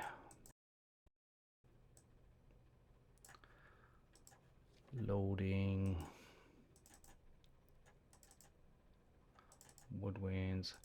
I mean, obviously it's way faster if you prep that beforehand and not on the stream. So I'm sorry for that. Legato flute.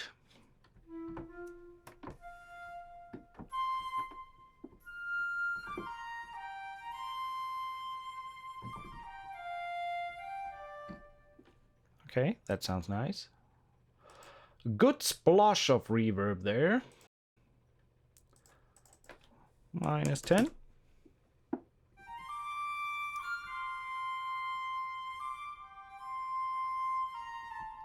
I would actually put that post fader, pre-fader, and with fader a bit down. That way we get the flute a little bit more into the back. Solo, flute, legato.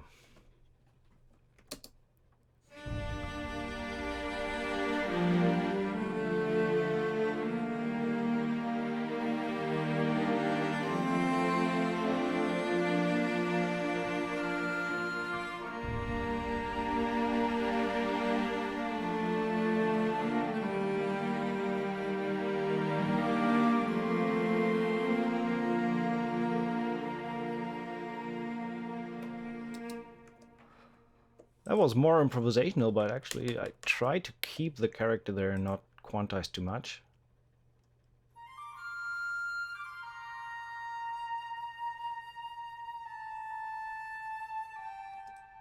But let him breathe. And obviously do the track delay adjustment.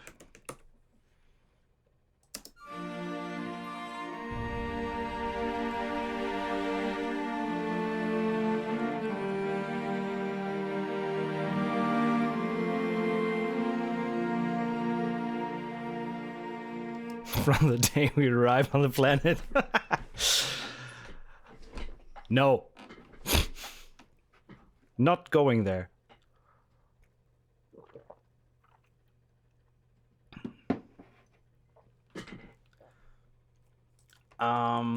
Nevertheless,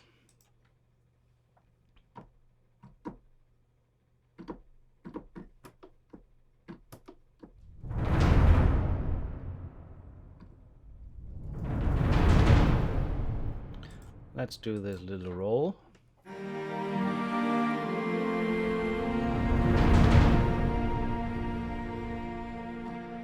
Just need to adjust the start time a little bit to make sure it lands on the right spot.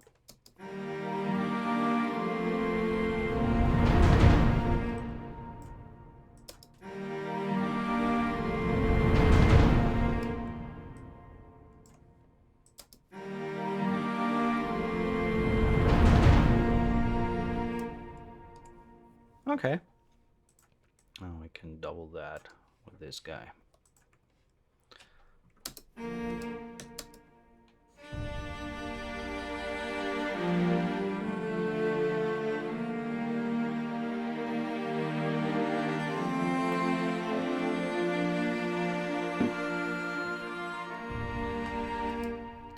I want to double the cello line there with the violas.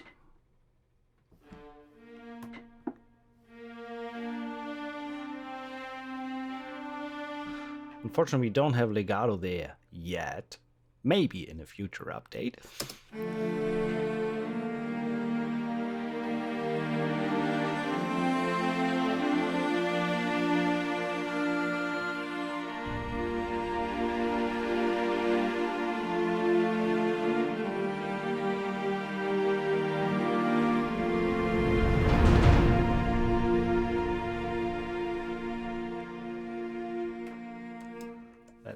mouse a little bit.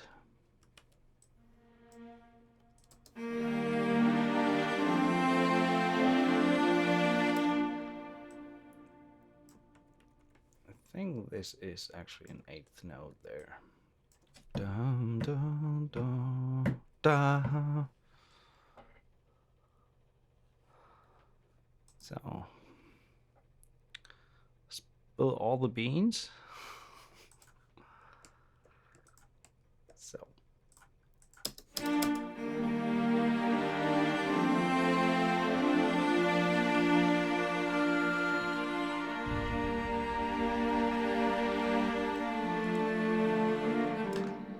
We can bring in some violins here.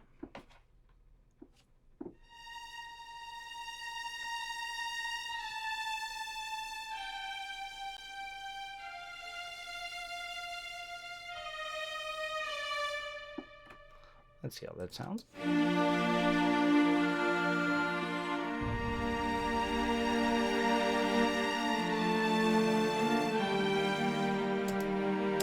Nope, that's too...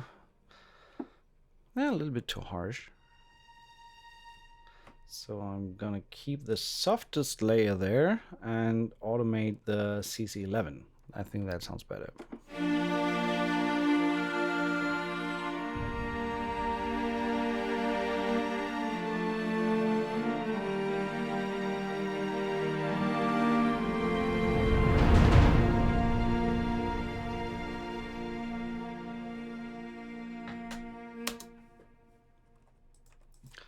Who left on the cycle? Let's listen to this.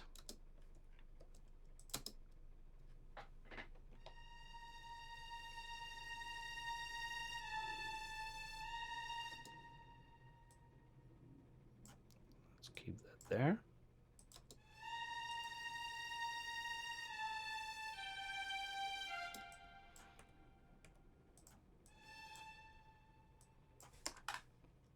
And let's see how these sound together.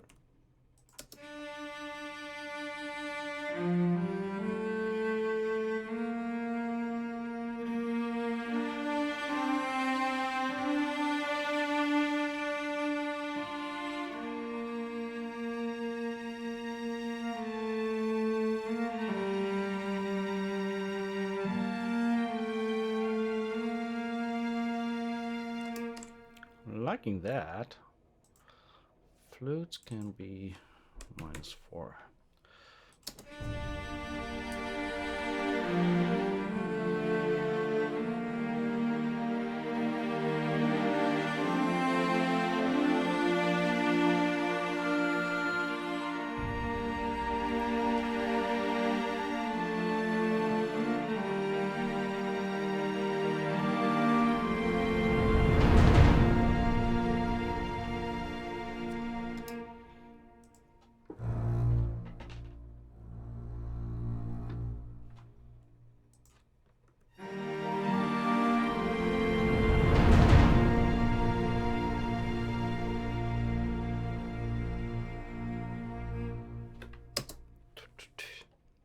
Already hearing what can happen afterwards. But what I want to do is add another contact, and we send this to choir. Want to add a little bit of a choir there, especially the Who choir. I loved that sound. So choir is always red with me. Let's name this Sopranos Who.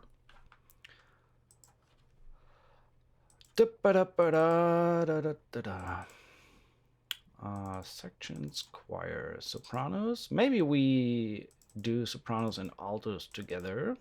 Ooh, ooh, ooh. And we keep them on the same channel.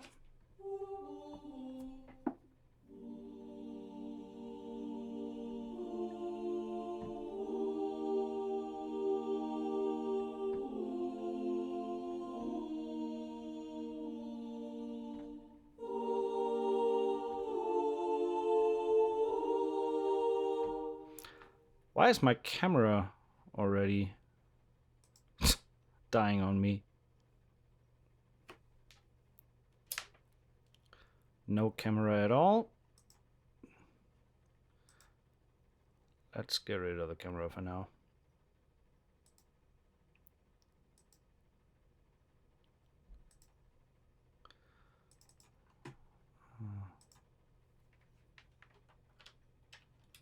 Let's see.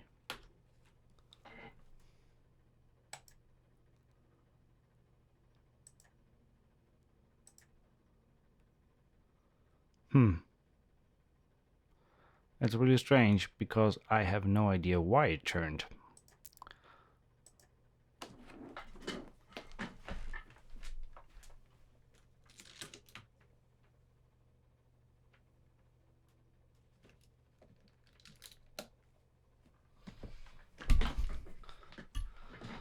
Seems like it's working now.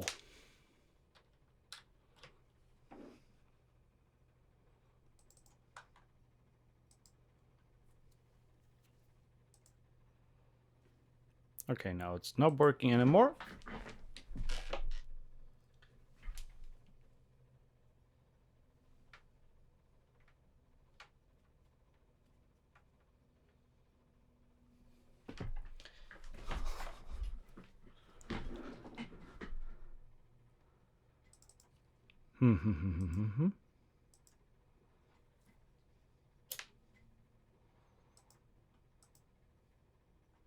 Sorry for the break there, but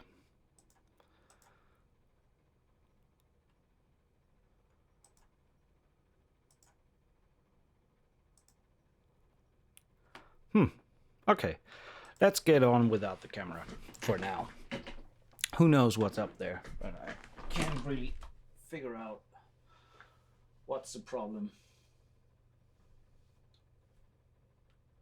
It says waiting for connection.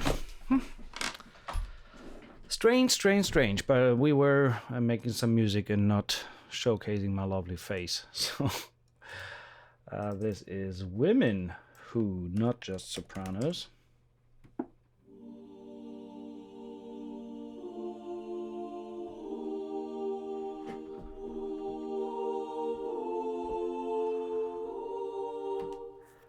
What were the chords that I had? And we need some reverb, a good amount of reverb actually. Choir verb -8.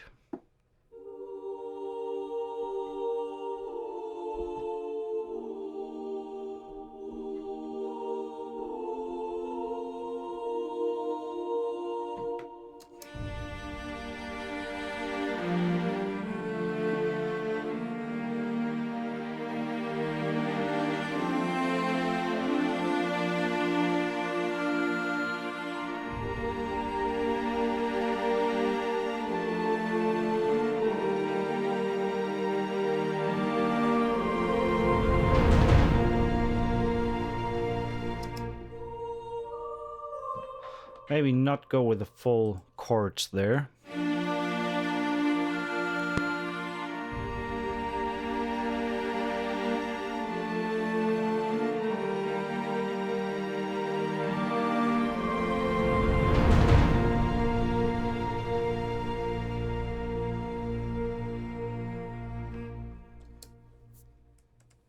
That's nice.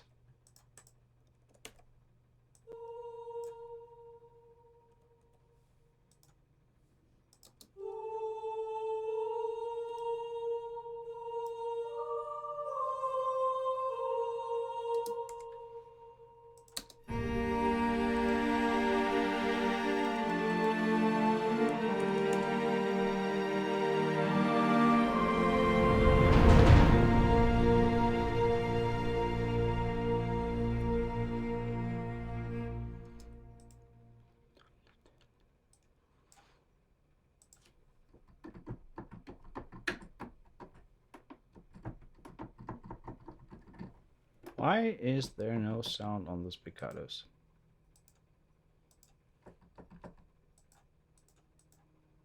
Oh, because this is not violin, this is the solo cello. Ah, my bad, sorry.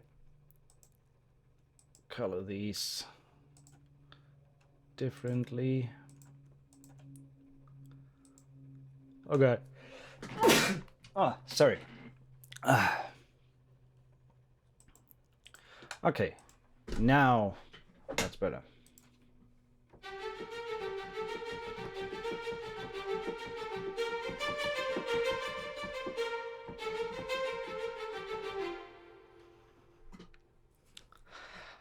Danke! So that sounds more like a triplet feel here, so let's go with triplets. Just hearing something in my head that it's hard to translate into what it is.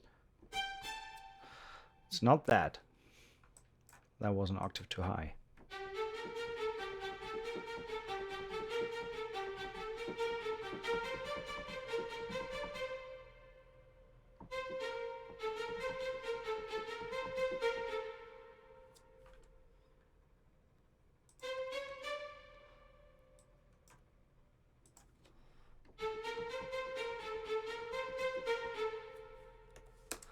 So let's see.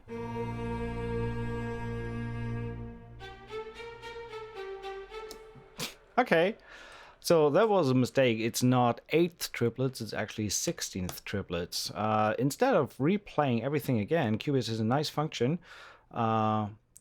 Here, sizing moves contents, sizing applies time stretch. So when I now use this and bring it to half the size, it time stretches the MIDI to the half.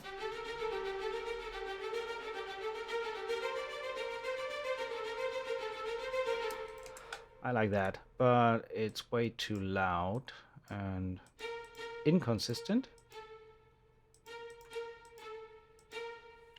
So I don't want to have it as bold.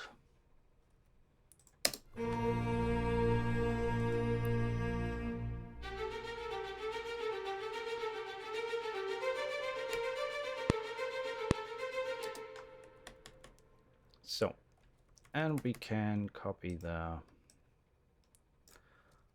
boom. What is up? Oh, minus 125. Thank you very much.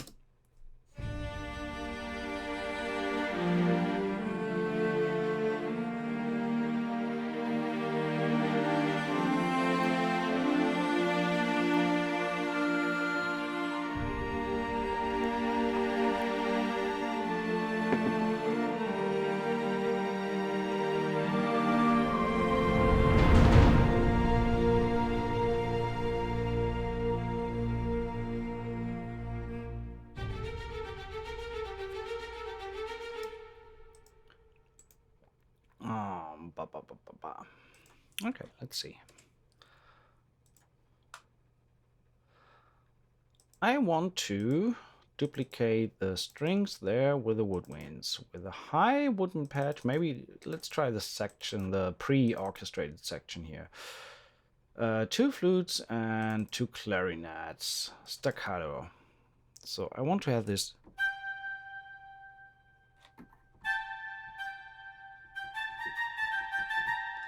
I want to have this really, really soft. That sounds good.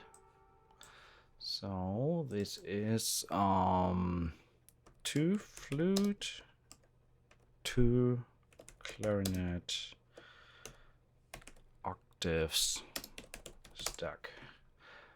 So we send this to.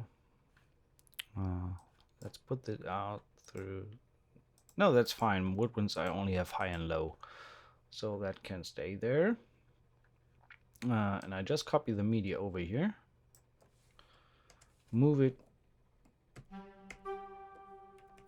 I'm not sure if I need to move it an octave lower. Let's see how it sounds.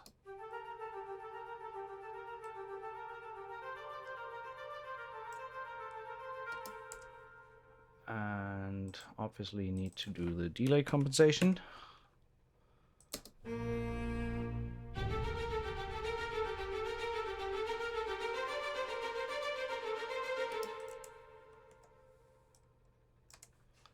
little bit more.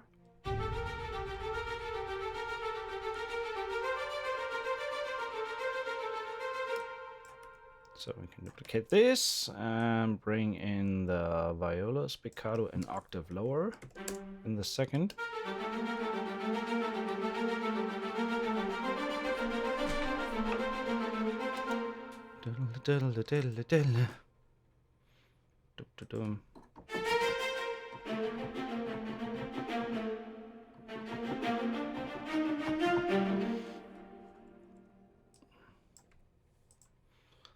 So, just changing a little around here.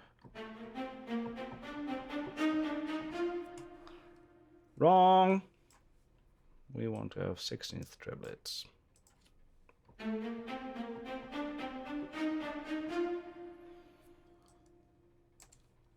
And copy that. Yeah, the copy and paste composer is back at work.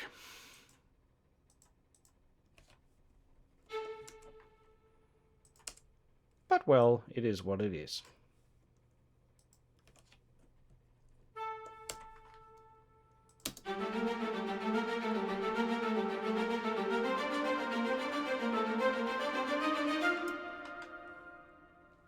And then we can repeat this whole thing, but slam the woodwinds up there.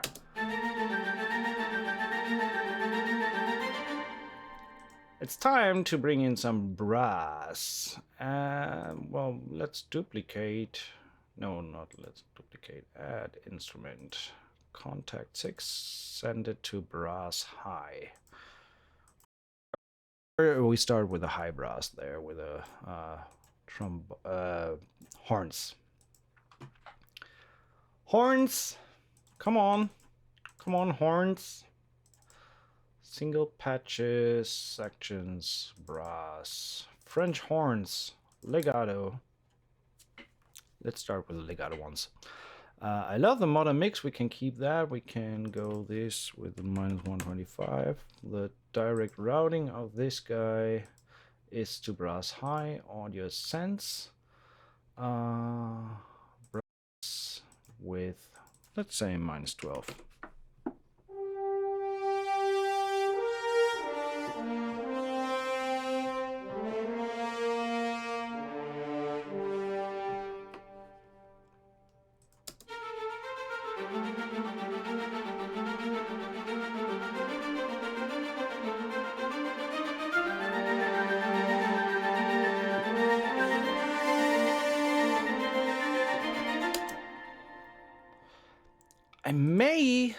I just may, eventually, under circumstances, change the tempo there. So we start on 74, and I want to bring this down to, I think, 68 or something. It's a little bit rushed, the triplets there. So let's see, what do we have overall?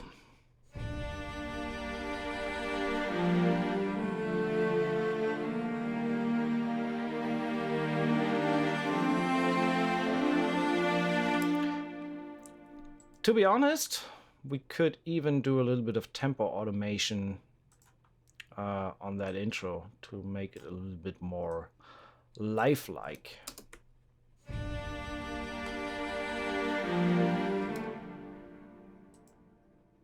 So when we listen to the click,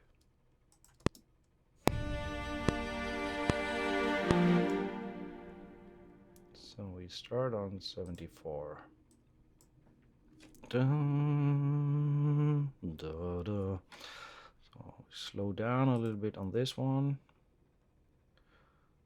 to 70, 65, go back to 76.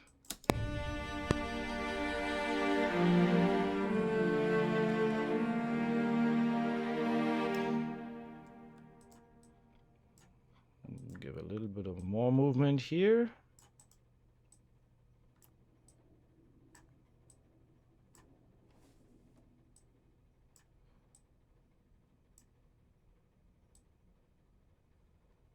Slow down.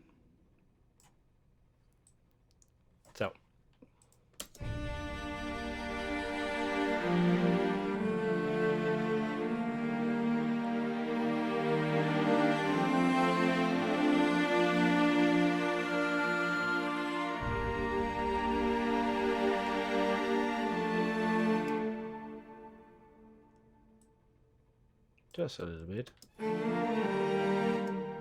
No, slower.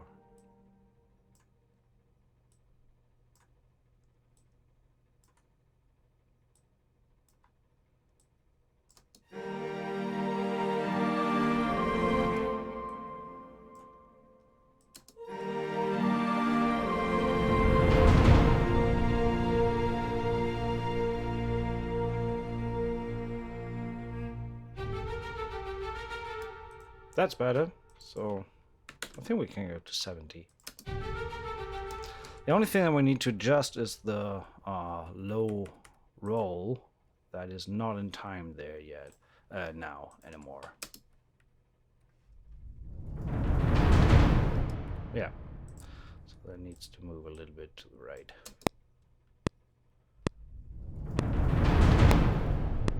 Sounds good. Okay, let's listen to the intro once more now with a little bit of... See, it's tiny, tiny tempo automation. It's not much, but it helps for the overall feel.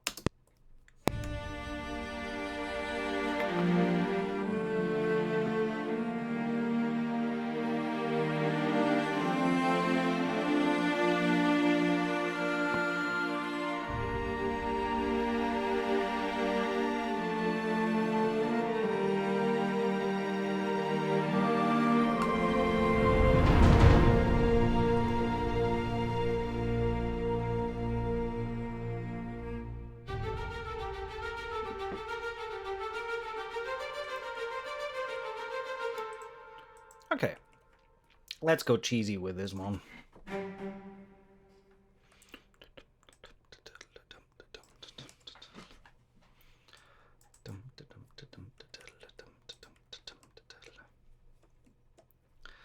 Very soft cellos there.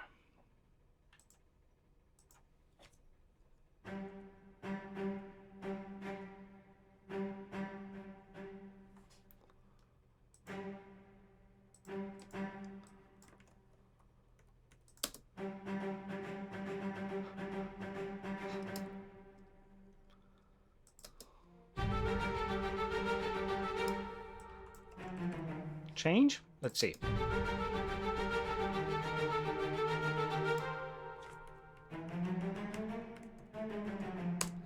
It's the reinvention of basic chord scheme. G minor, E B flat, B major, F major. There we go.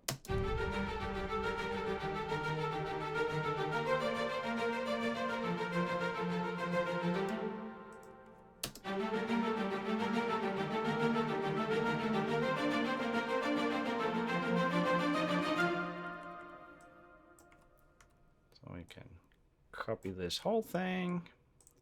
I'm not doing anything in terms of volume automation right now. I don't care about that. Let's see what we can do.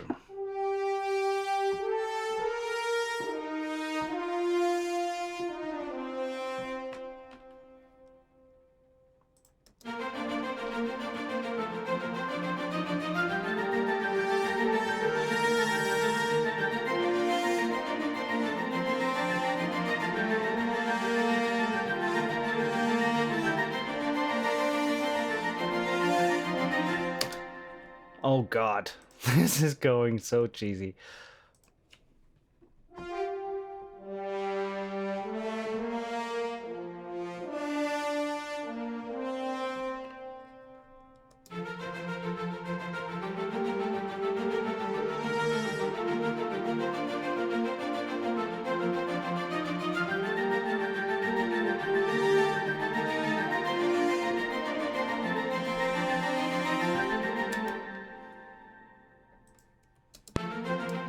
Let me change the click pattern. Cancel. Save. Command T. Click pattern. 1, 2, 3, 4.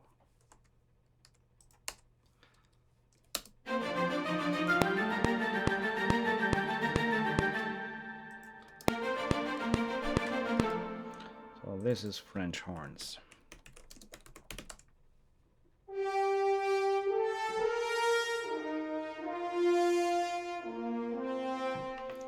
let's try this. 2, 3, 4, 1, 2, 3, 4.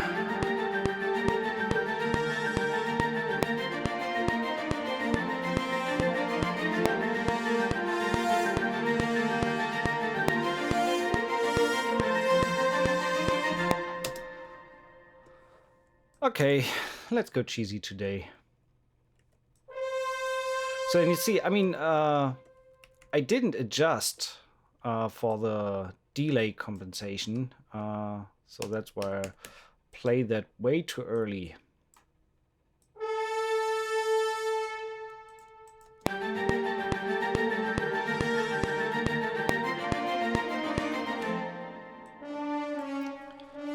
But since it's adjusted here, it's now on the grid.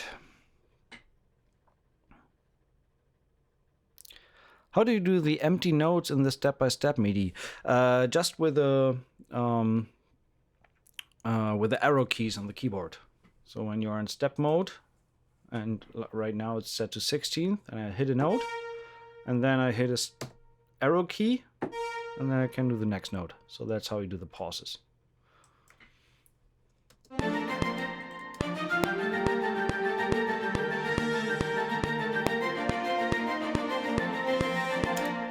And that needs a little love on the mod wheel. Turn off the grid.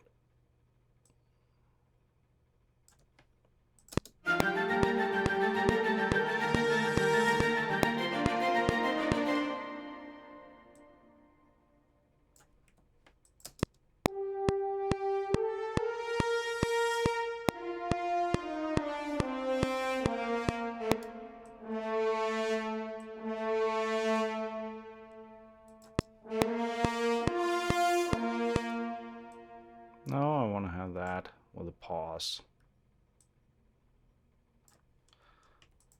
And the woodwinds here that I transposed are way too upfront. They distract from the melody.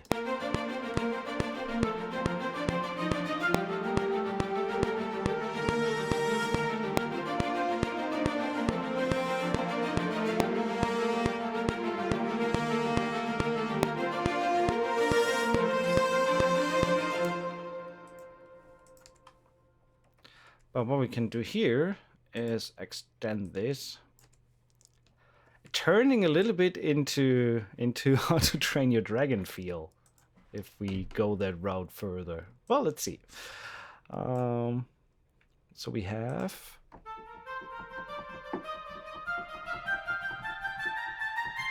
let's do a full run there.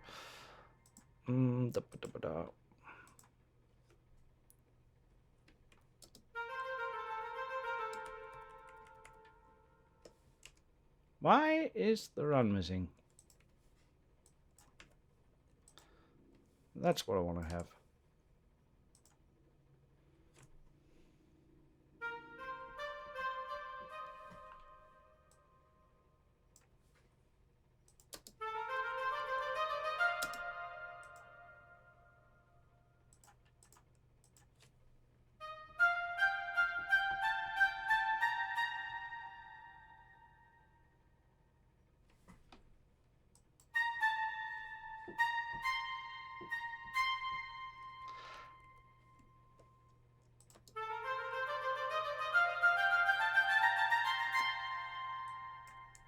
So I just want to extend this one half a bar. So that is technically a 6/4.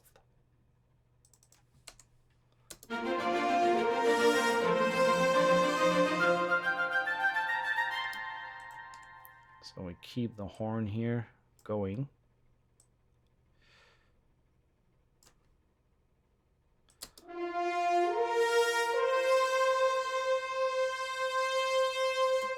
Nice. That is nice.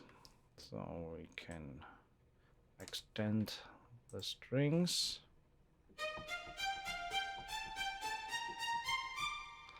Why? I played an A.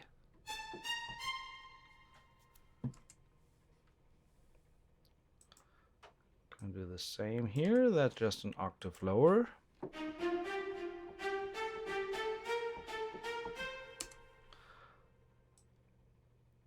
And these will just repeat. And overall, what the cellos need to do here is raise a little bit of volume when the horns come in. So let's see. Altogether we have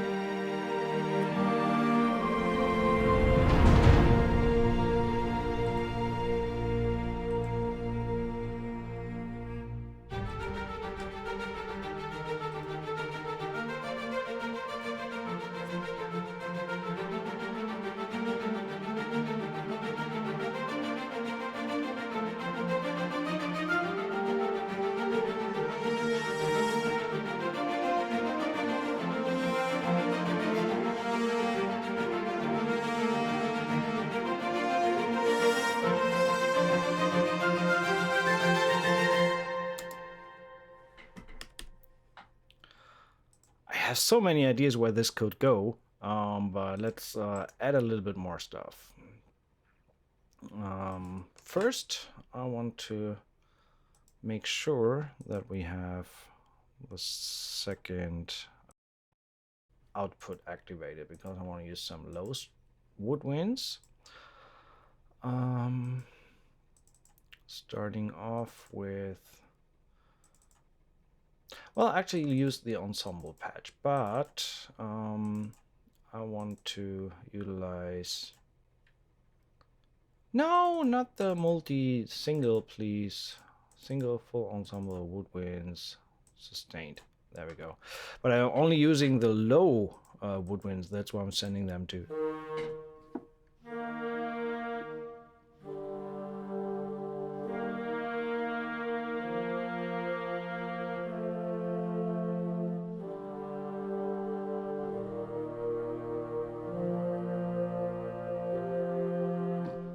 Yeah, that should be fine. They are lacking a little bit of reverb. They are going out through the second. Send them to the woodwinds on, say, -14, I think.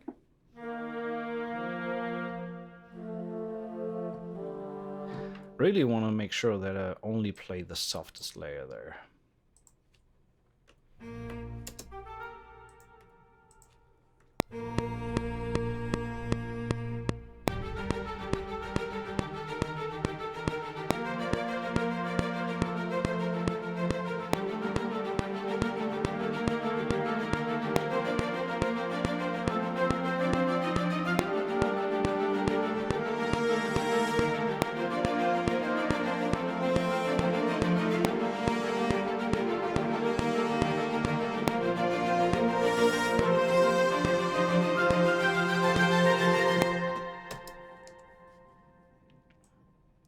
Quarter notes, hard quantize, -125, low winds.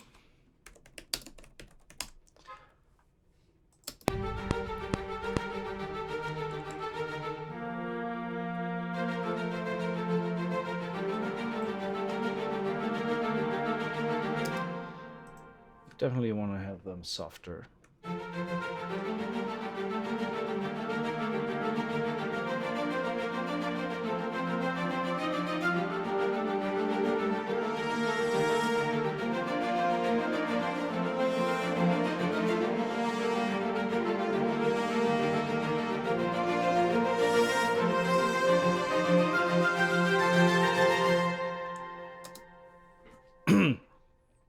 Okay. I need to double.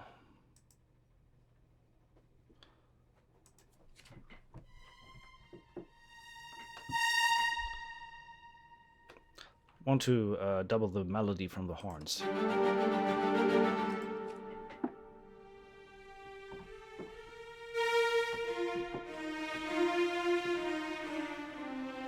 I don't want to use the legato violins.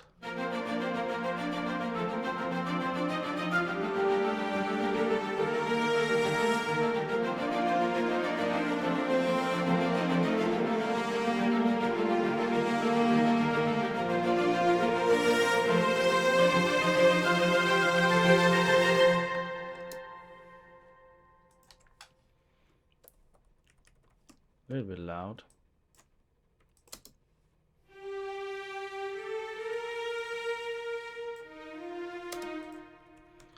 And forgot the melody.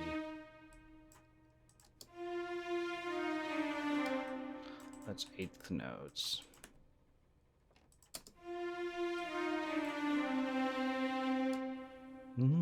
Da-da.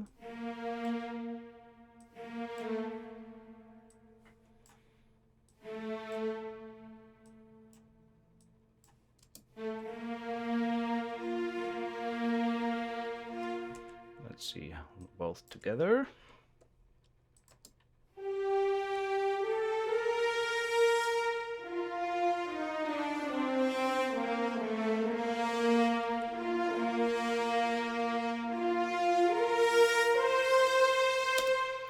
Nice. Then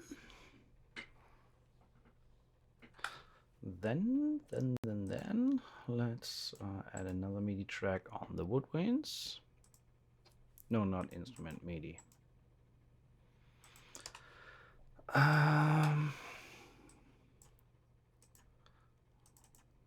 Just want to use a trill on that last. Not ensemble. Solo or no section. Let's use, what do we have? Let's try the oboes with a whole tone trill.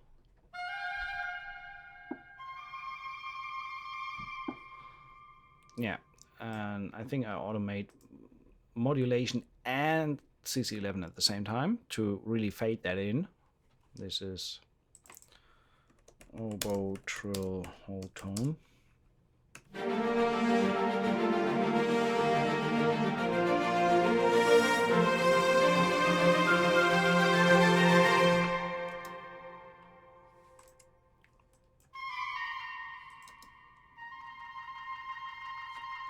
I think that's better.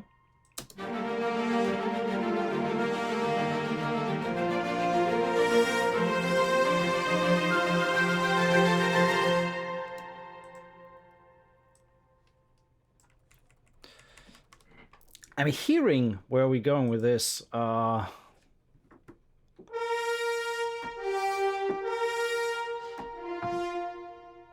need more range on the horns.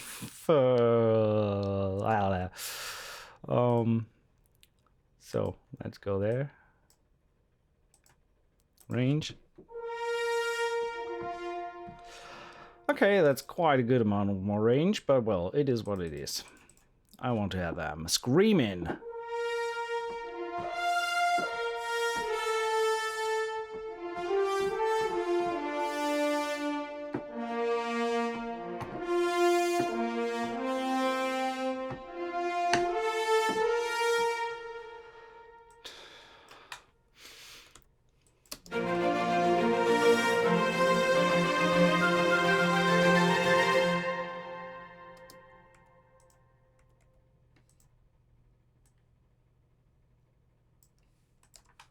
Make sure this guy is sitting on the right moment.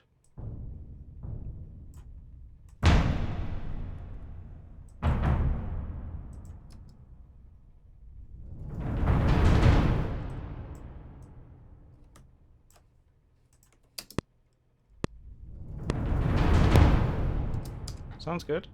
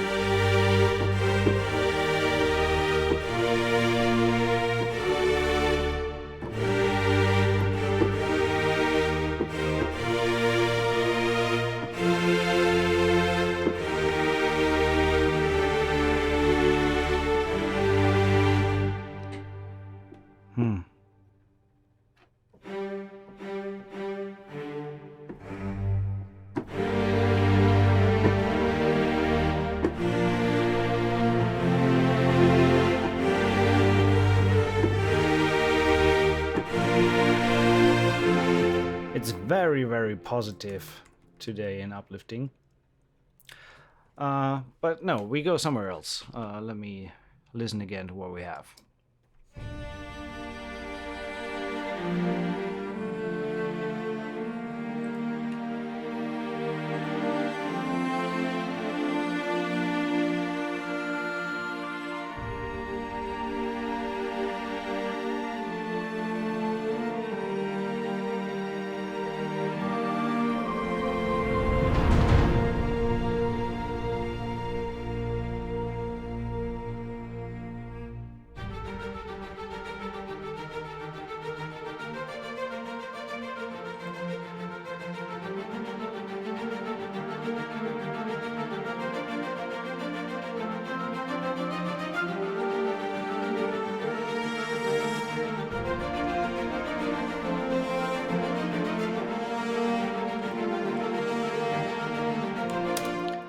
We are missing low brass, so let's add this. Second channel is going out through the second second output, and we have the brass here. So we are going to load low brass. Start with the sustained, send that to output 2.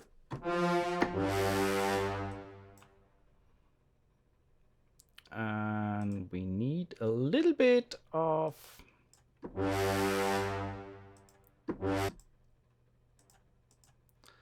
that goes to low brass. Did I make sure that the low winds? No, did not go low winds.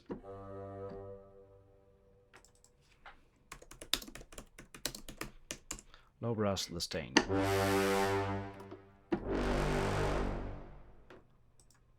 Oomph. I think that should be good with -15.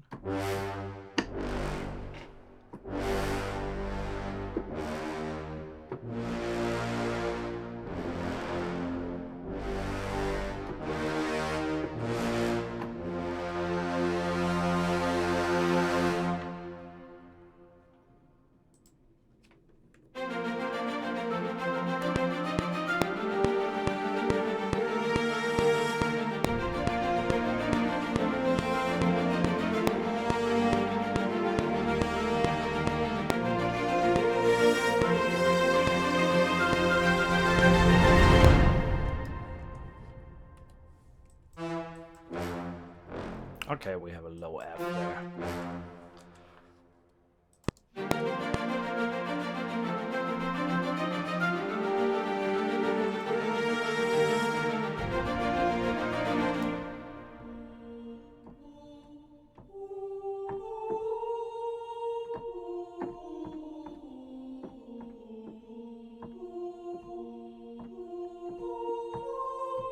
Yeah, let's double that with the vocals.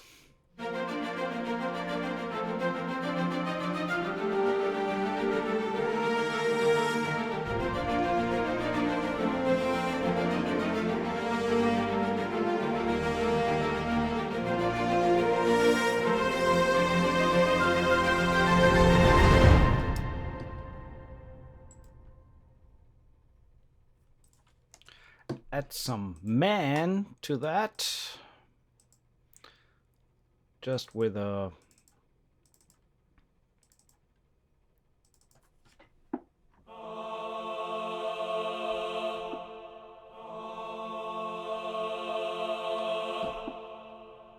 just that.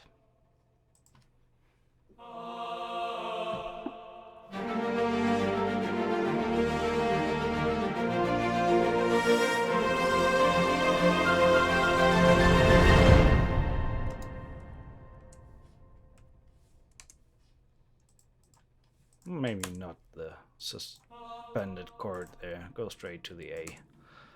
And turn that down a little bit. Men are too loud.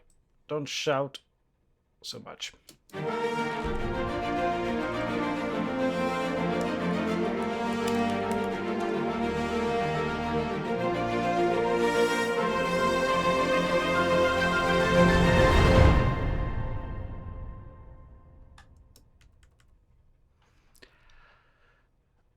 I'm really liking where this is going. And I think we won't finish the track today. That's a nice start, but I think I will do another stream next week to finish this track. I want to do a last reminder on the giveaway today. So Audio Imperia was kind enough to provide a NFR copy. And if you leave a comment within the next 5 minutes on this Facebook post that I just linked to in the chat and on YouTube and Twitch, you are going to find this post here on Facebook. Leave a comment for today's stream. And with that web address, I am utilizing a website called Random Comment Picker. This is the URL that I just posted. And as you can see right now, we have, 92 unique comments. So I urge you to, if you haven't done so yet, to leave your comment on this Facebook post, because in right around 5 to 5.5 minutes, maybe 6, we are going to draw the winner of Audio Imperia's Nucleus library. Thanks, Jan. Thanks, Audio Imperia, for providing this copy and this giveaway. And that was quite extensive already, but we start to come to an end here. And this is what we did so far, but I think I will either keep working on this one and post a finished track later, or work with you together on that and do another stream to finish that piece. I have some ideas where this could go. Overall, what I can say is that Nucleus has an amazing sound quality and is more than just a mock-up tool. It's a fully fledged production library.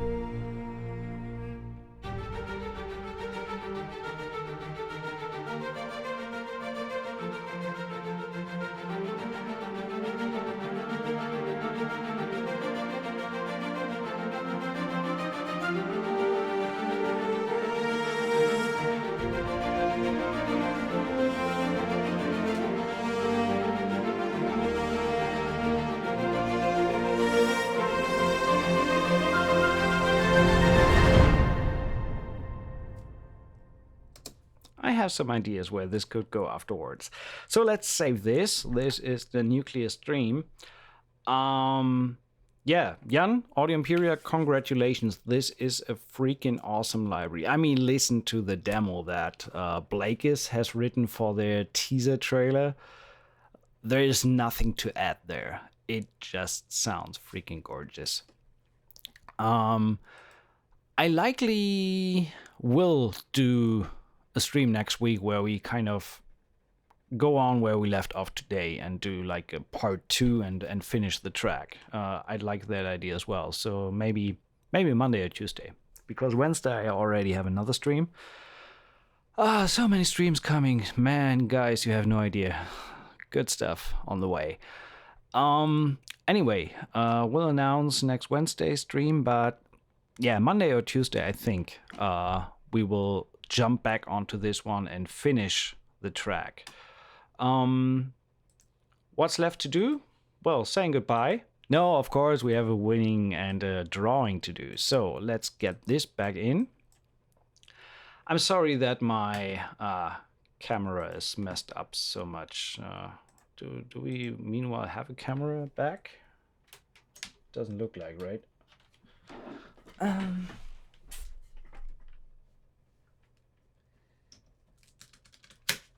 I think the problem is that the software kind of kills itself. Okay. I think now we're connected. Let's see.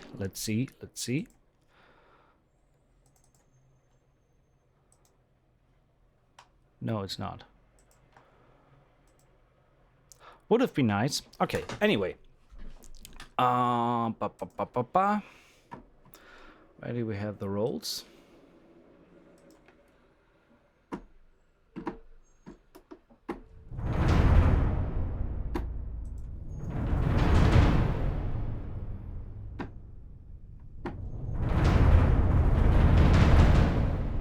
We have a giveaway to do.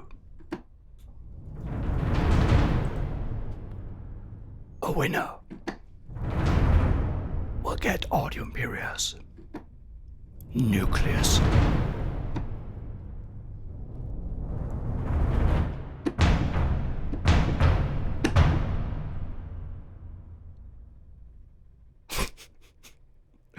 Okay. Anyway, no, we don't want that video. Thank you. This is the... Where are we at? It logged out again. Okay, doesn't matter. We log back in.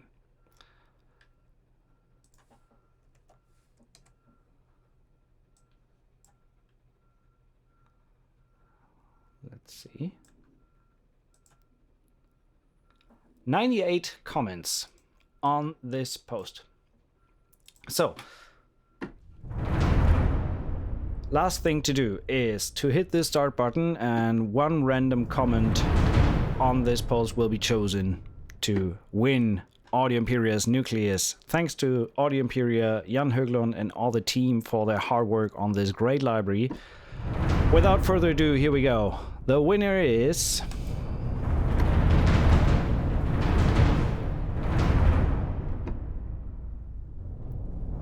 Thorsten Häufler from, I guess, Germany? Dortmund? Well, congratulations. You have won Audio Imperia's Nucleus. So Jan of Audio Imperia will get in touch with you for you to get your copy of Nucleus.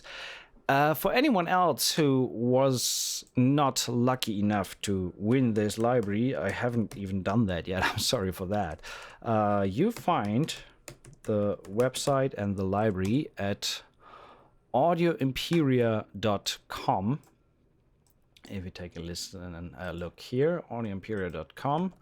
Nucleus, it's currently still on intro sale for $3.99. The website is here for you guys. There we go, audioimperia.com. So if you like the sound of the library and feel the urge to spend some money and support the developer, go ahead and buy it right away. It's an awesome tool in the box. Not only for beginners, but also for professionals alike. I really like the sound, and we will finish the stream next week. All I can say is congrats, Thorsten, for winning, and here's a last run through of the piece we did so far, and enjoy your weekend, everyone. See you soon.